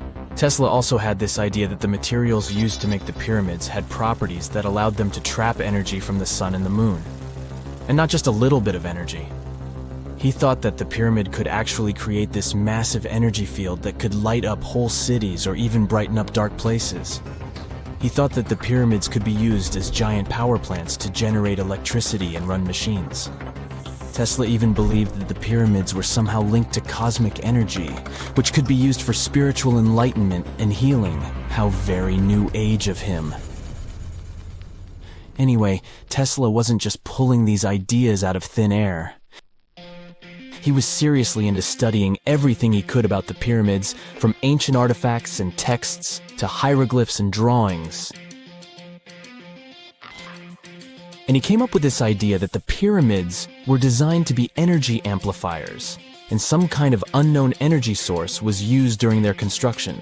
Some people thought Tesla was eccentric for coming up with these theories, but his ideas have actually had a huge impact on the way we think about the pyramids today.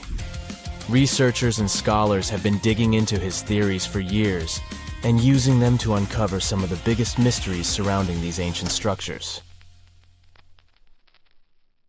For example, recently scientists have used theoretical physics to investigate how the Great Pyramid of Egypt would react to certain radio waves. They found out that if the radio waves were a certain length, the pyramid could concentrate the energy inside its rooms and focus it under its base. The scientists did lots of calculations to figure this out. They first thought about what radio wavelengths would work best.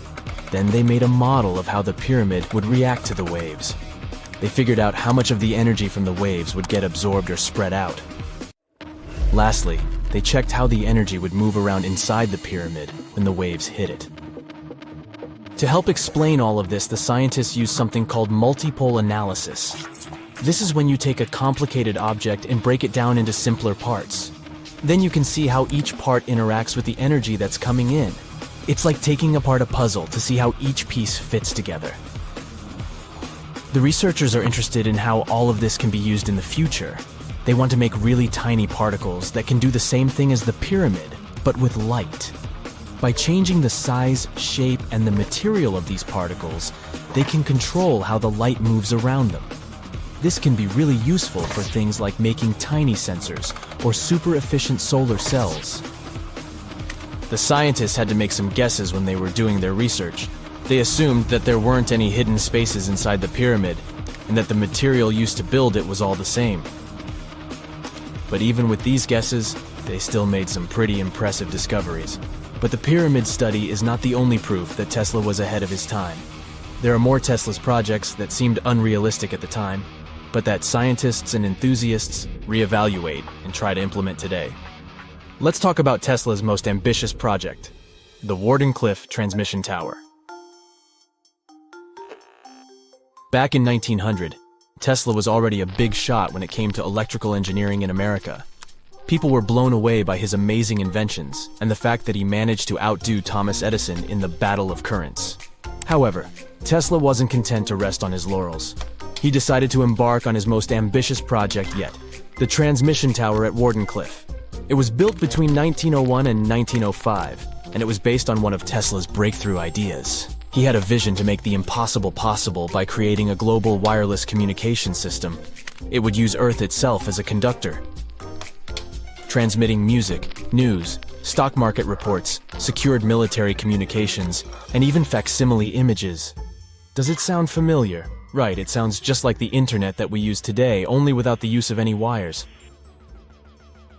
But Tesla had a much bigger dream in mind, to transmit power wirelessly. He already proved that high-frequency signals could be sent without any wires using his Tesla coil transformers, and this sparked his obsession with wireless energy transmission. His vision was to not only transform the way we communicate, but also to find a way to transfer power currents globally by tapping into the Earth's natural energy. Tesla believed that there was an abundance of free energy all around us that could be used for humanity's benefit. In 1899, he conducted some top-secret experiments and got convinced that it was possible to transmit electrical power through the Earth's upper atmosphere. This is actually how the Wardenclyffe Tower was created. It was supposed to be the prototype station for a network of towers all over the globe that would provide the whole world with wireless energy. Unfortunately, Tesla didn't have the resources or the patience of his investors to bring this project to fruition. It ran into all sorts of financial problems and roadblocks, and in 1917, the unfinished tower was finally torn down for scrap metal to pay off Tesla's mounting debts. Now it remains a sad reminder that even the greatest minds can sometimes fall short of their dreams. The original red brick laboratory, however, is still there, and it is the only Tesla lab that has survived. Fun fact, in 2017, a film crew made a crazy discovery. They used ground-penetrating radar to explore the area around Wardenclyffe, and they found a whole series of tunnels stretching for hundreds of feet underneath the site. Nobody knows exactly what these tunnels were used for, but people have been speculating for years that they were part of Tesla's grand plan. Wardenclyffe, of course, is a major landmark for Tesla enthusiasts from all over the world. Who knows? Maybe someone will finally crack the mystery of the tunnels one day. But even if they don't, the legacy of Tesla and his amazing ideas lives on. Whenever you hear about ancient ruins, you almost never picture them being suspended somewhere, or just randomly hanging on the branch of a tree, right?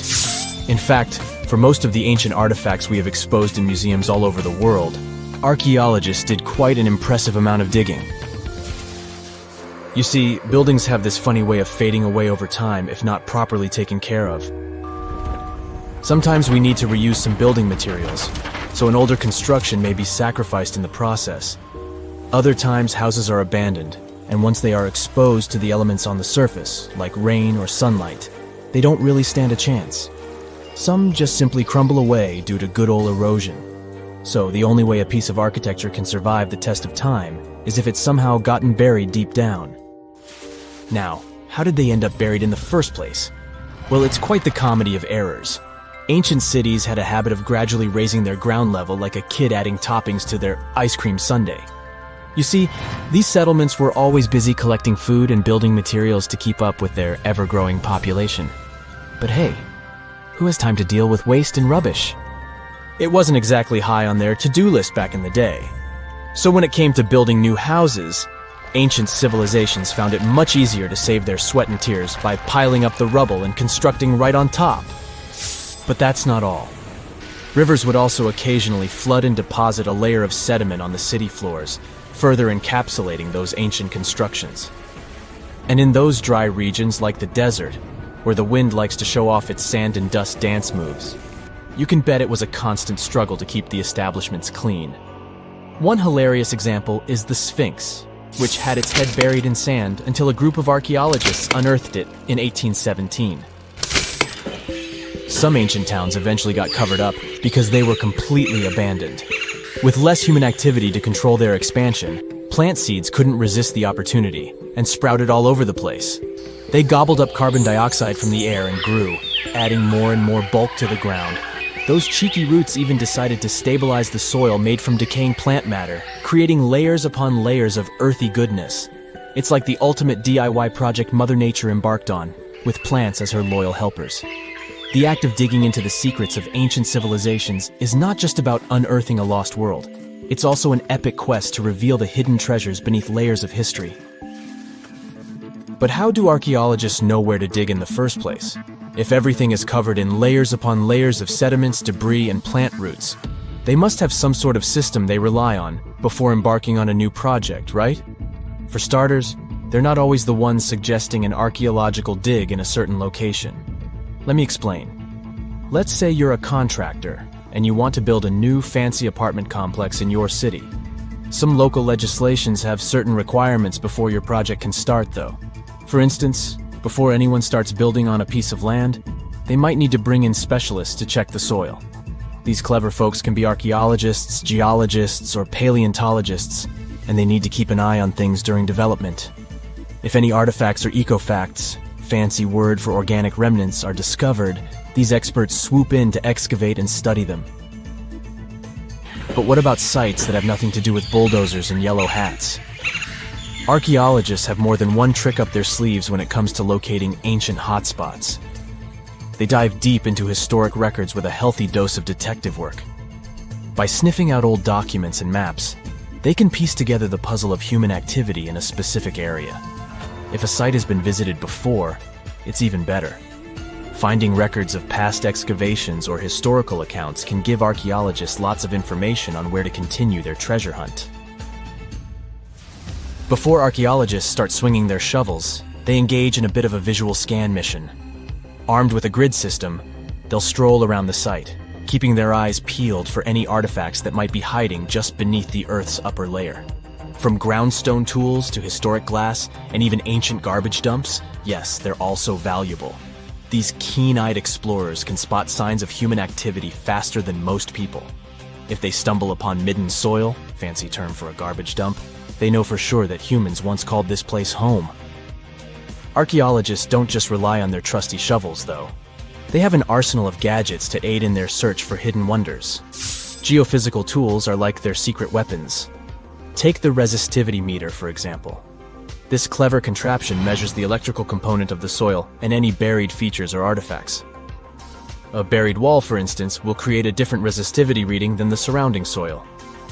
Magnetometers and ground-penetrating radar work in similar ways, showcasing potential hints of ancient treasures in the soil. And who could forget our trusty old friend, the GPS?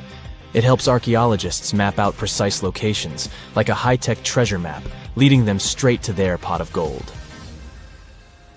Care to virtually visit some of the most important archaeological sites in the world? Well, follow me.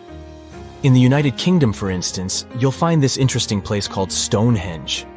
It's one of many henges scattered around, but this one really takes the cake.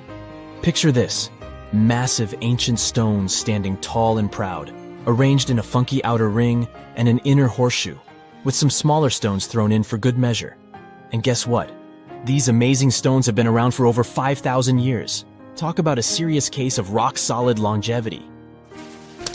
Now, here's where it gets interesting. According to local folklore, the legendary wizard Merlin whipped out his magic wand and poof! He teleported these massive stones all the way from Ireland. Apparently, some giants had assembled them there, but Merlin decided they would look much better at their new location. Others think it's just the ruined remains of an old Roman spiritual edifice.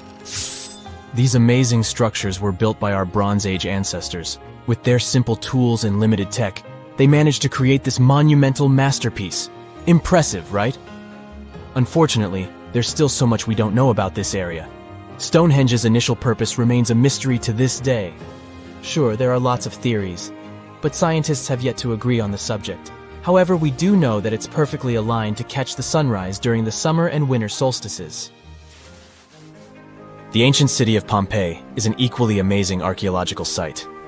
Picture this: Mount Vesuvius, a notorious troublemaker, decided to throw a volcanic tantrum and completely covered this ancient Roman city. It turned it into a time capsule, located outside present-day Naples in Italy. Fast forward to the year 1748, when a bunch of adventurous explorers stumbled upon Pompeii. Lo and behold, they discovered a treasure trove of well-preserved goodies: streets, houses, food. Probably a bit stale by then. Blingy jewelry, fancy sculptures, colorful frescoes, everyday household items, and even animal and human remains. It was like an epic archaeological party. From the looks of it, Pompeii had it all. Fancy houses and villas, a massive 20,000-seat arena, cute little artisan shops, hangouts like taverns. And let's not forget the saucy spots like those luxurious bathhouses for some intense pampering. There's also the sanctuary of Apollo, where people used to gather for their daily dose of worship. And of course, the bustling heart of the city, the Forum of Pompeii, where all the cool people used to hang out. And guess what? Pompeii is so cool that it made it to UNESCO's World Heritage List back in 1997. That's like the ultimate Hall of Fame for historical awesomeness. It also includes many other famous buildings and sites, like the Taj Mahal in India and the Acropolis of Athens in Greece.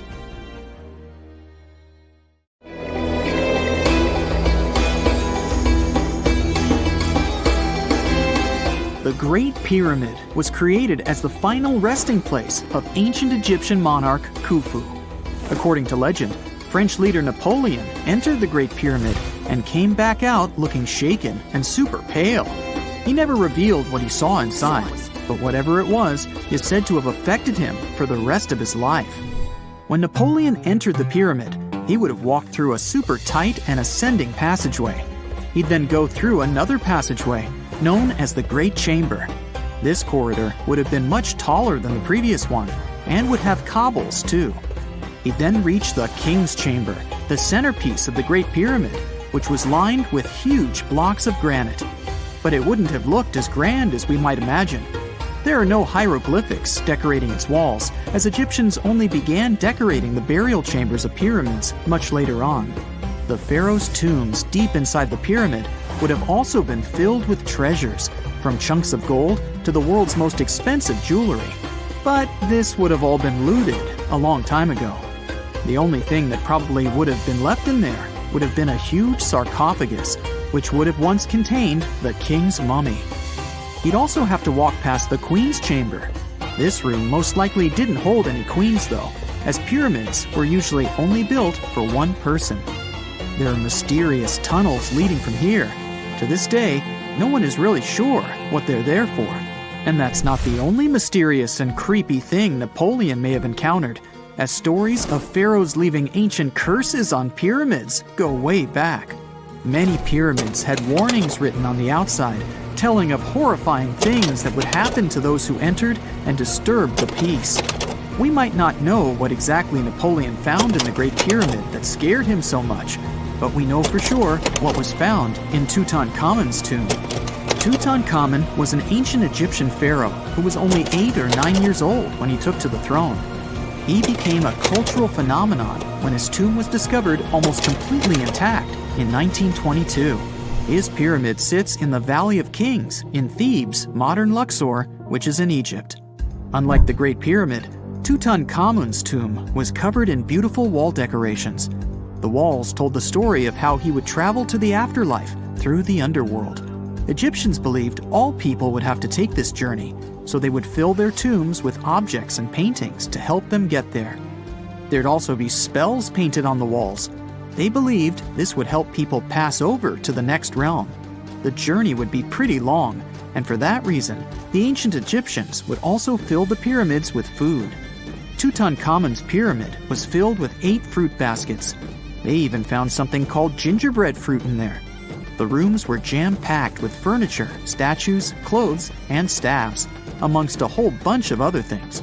You'd likely find a lot of clothes and expensive jewelry in the pyramids as well.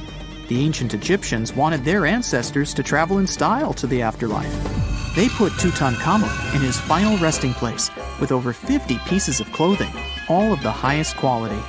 There were tunics, scarves, gloves, and headdresses, and a ton of jewelry. Bracelets, pendants, necklaces, rings, and scarabs for protection were all found inside. Each of them was made of gold or precious stones. There were also fans made of ostrich feathers to keep the old pharaoh cool in the hot Egyptian sun. But the temperature inside the pyramids never actually went above 68 degrees Fahrenheit. The ancient Egyptians developed a super cool air conditioning system that we don't fully understand even today. Tutankhamun's pyramid also contained 130 walking sticks made from ebony, ivory, silver, and gold to help him on his journey. There were 3 chariots hidden away in case he got tired of all the walking. They also put 11 boat paddles inside, but there was no sign of any boat. The pyramids would be littered with the pharaoh's favorite scents and perfumes. During the excavation of Tutankhamun's pyramid, it quickly became clear that it had been robbed during ancient times. There was damage to doors and traces of oils left in empty jars. It looks like someone raided the pyramid for gold and the scents, perfumes, and oils that had been left for King Tut. There was still a bit of perfume, which was made from coconut oil and frankincense, left in one bottle. It seems like Pharaoh Tutankhamun loved board games. There was an ivory traveling set of senet in his pyramid. Although we don't know for sure exactly how to play it, we have figured out it was sort of an ancient Egyptian version of backgammon. It looks like it was a 2-player game where the goal was to knock your opponent off the board. Not really sure who Tutankhamun's mummy was supposed to play with, though. The ancient Egyptians had some rituals that may seem pretty strange to us. For example, they used to shave their eyebrows off if they ever lost a cat. So it's not too surprising they put some really weird things inside pyramids. Archaeologists discovered a collection of mummified cats and scarab beetles in pyramids that date back more than 4,000 years. They were found in the pyramids of Saqqara, which is south of Cairo. They also found a bunch of makeup kits and mirrors inside. Makeup was worn proudly by both men and women in ancient Egyptian times. Eyeliner was the most popular cosmetic. The Rosetta Stone was one of the best discoveries ever made in pyramids. It was found by our man Napoleon Bonaparte and his team.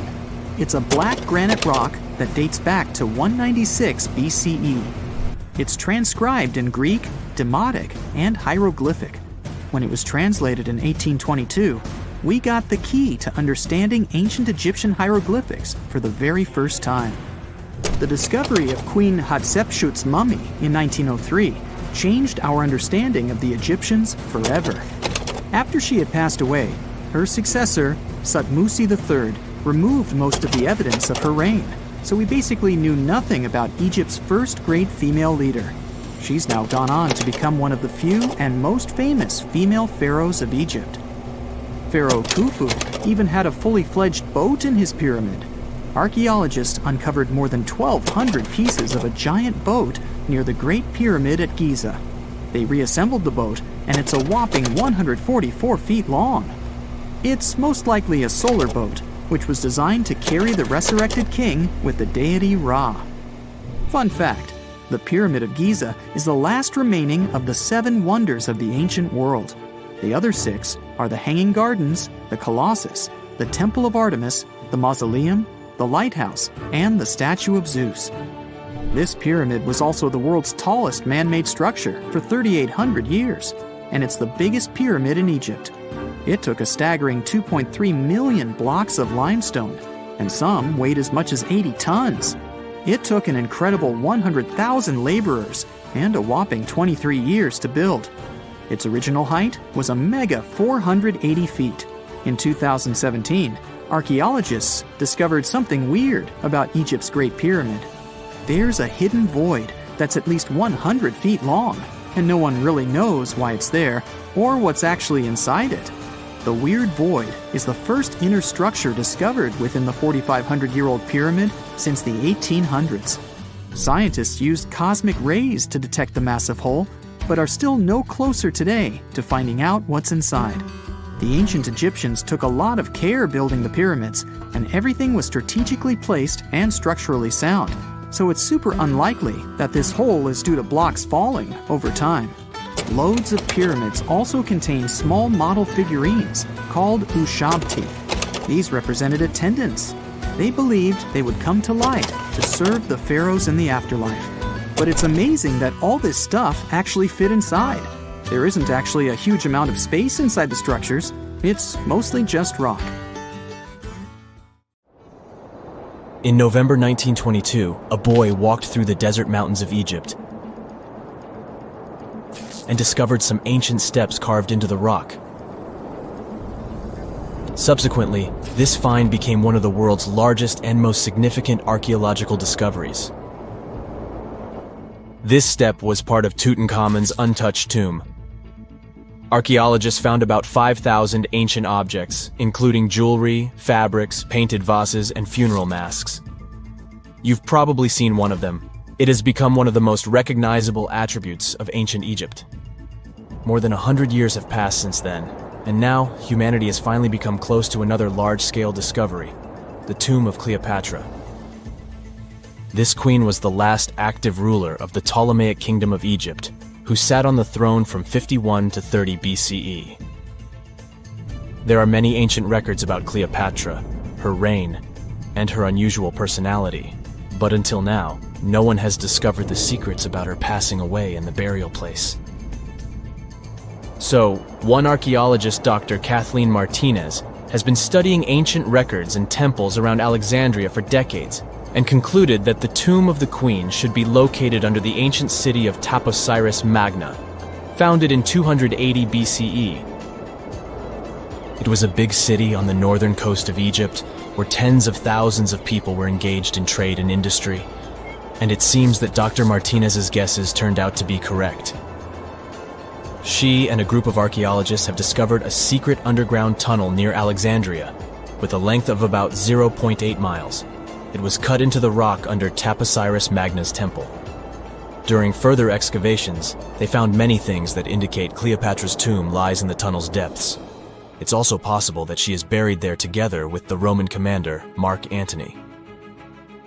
According to ancient records, Cleopatra and Mark Antony loved each other and together opposed the Roman Senate, which declared Antony a traitor. The fact that natural disasters have occurred on the territory of Taposiris Magna for thousands of years can complicate the excavations. Earthquakes and floods destroyed the city and possibly flooded its underground tunnels. But archaeologists hope the ancient tomb remains untouched, and that it hides many treasures and records about the royal life of ancient Egypt during the reign of the last dynasty. There's a chance that excavations will go underwater and in the mud. This will require much time and funding, but archaeologists are sure it's worth it. Anyway, it's too early to say that Cleopatra is really buried there, but scientists have found many things in the tunnel that confirm this, including clay pots, dozens of coins with the image of Cleopatra and Alexander the Great, as well as a bust with the image of the Egyptian queen.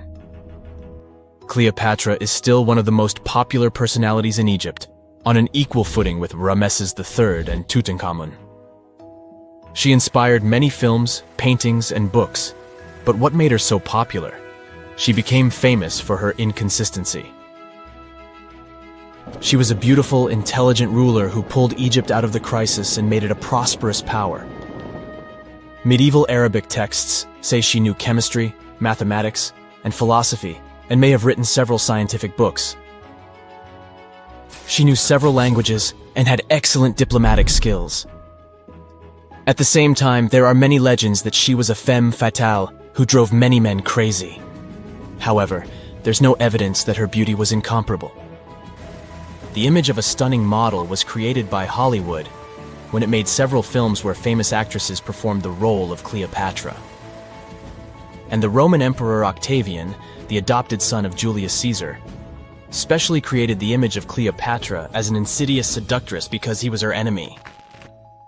Even though she was born in Egypt, Cleopatra wasn't an Egyptian. Her ancestors were Greeks, among whom was one of the generals of Alexander the Great. However, the people of Egypt loved her. She learned the language and was very sensitive to the traditions of this country. She knew the history, mentality, and customs of ancient Egypt well. She raised the level of its economy and strengthened its status as a world power. Much of this was made possible thanks to her cunning and impressiveness. She loved theatrical performances and lavish celebrations. She knew how to surprise people and put on a show. But behind the exterior image of a luxury lover was an intelligent and calculating ruler. Ancient Egypt was a rich, luxurious country, and Cleopatra did everything to increase its wealth and strengthen its position in the international arena. For example, she was once in conflict with her brother Ptolemy XIII. The queen knew that she wouldn't be able to resist him, so she decided to attract Julius Caesar to their side. The Roman emperor arrived in Alexandria, where Cleopatra wanted to meet him, but Ptolemy knew about her plans and was about to prevent her from coming to Caesar. Then, instead of a rich and noisy arrival, Cleopatra decided to make her visit inconspicuous. She wrapped herself in a carpet or linen bag the emperor's servants carried into Caesar's private chambers. Cleopatra emerged from the carpet and impressed the Roman emperor with her beauty and determination. As a result, they fell in love with each other and became close allies. After some time, she impressed another influential Roman for diplomatic purposes. She arrived to meet Mark Antony on a golden barge with purple sails and silver oars. Cleopatra was dressed in the image of Aphrodite and sat under a magnificent canopy. Her servants dressed like cupids and were blowing her fan and burning incense. But Cleopatra created such a show for a reason. She knew that Antony revered Greek mythology and considered himself the embodiment of Dionysus. As a result, he was so impressed with this woman that he ended up marrying her. Cleopatra defended her crown, strengthened her alliance with Rome, and bore Antony 3 children. In Egypt, they threw big parties and enjoyed wealth with power. However, the relationship of a high-ranking official with the Egyptian queen caused a scandal in Rome. Octavian was Antony's primary opponent in the struggle for power, so he exploited the situation to darken the competitor's reputation. He used propaganda to make Cleopatra an insidious seductress in the eyes of Roman citizens. He accused Antony of succumbing to her charms. The Roman Senate supported Octavian and declared Cleopatra an enemy. In 33 BCE, this conflict reached a high point when Antony's navy clashed with Octavian's fleet. The latter won and forced his enemy to flee to Egypt with Cleopatra. According to some records, they took refuge near Alexandria. Pursued by the Romans, they hid in one of Cleopatra's palaces and met their end. Some legends say that Cleopatra was an expert in poisons. She provoked a venomous snake, a viper or an Egyptian cobra, to bite her. Also, according to another legend, she pricked herself with a poisonous needle. There's a theory that Cleopatra always carried an ampule with poison inside her hairbrush. And when she was cornered, she soaked the needle with this poison and pricked herself. None of this can be said for sure. Scientists are still trying to find out the truth. Perhaps when they reach Cleopatra's tomb, the world will get more answers about her tragic fate. She is considered the last ruler of Egypt. After her passing, Octavian plundered her palaces and temples and returned to Rome, where he became the main emperor. He successfully ruled the country and expanded its borders. His reign ended when he turned 75. World history would have looked different if Cleopatra and Mark Antony hadn't lost that naval battle. By the way, did you know that more time has passed between Cleopatra's reign and Neil Armstrong's flight to the moon Then between the reign of the Egyptian queen and the construction of the Great Pyramid of Giza, Armstrong took a step on the Earth's satellite in 1969, 38 years after the birth of Cleopatra. And the construction of the pyramid took place in 2560 BCE. Imagine how long the history of ancient Egypt is. Cleopatra is closer to us in time than to the pyramids. That's it for today. So hey, if you pacified your curiosity, then give the video a like and share it with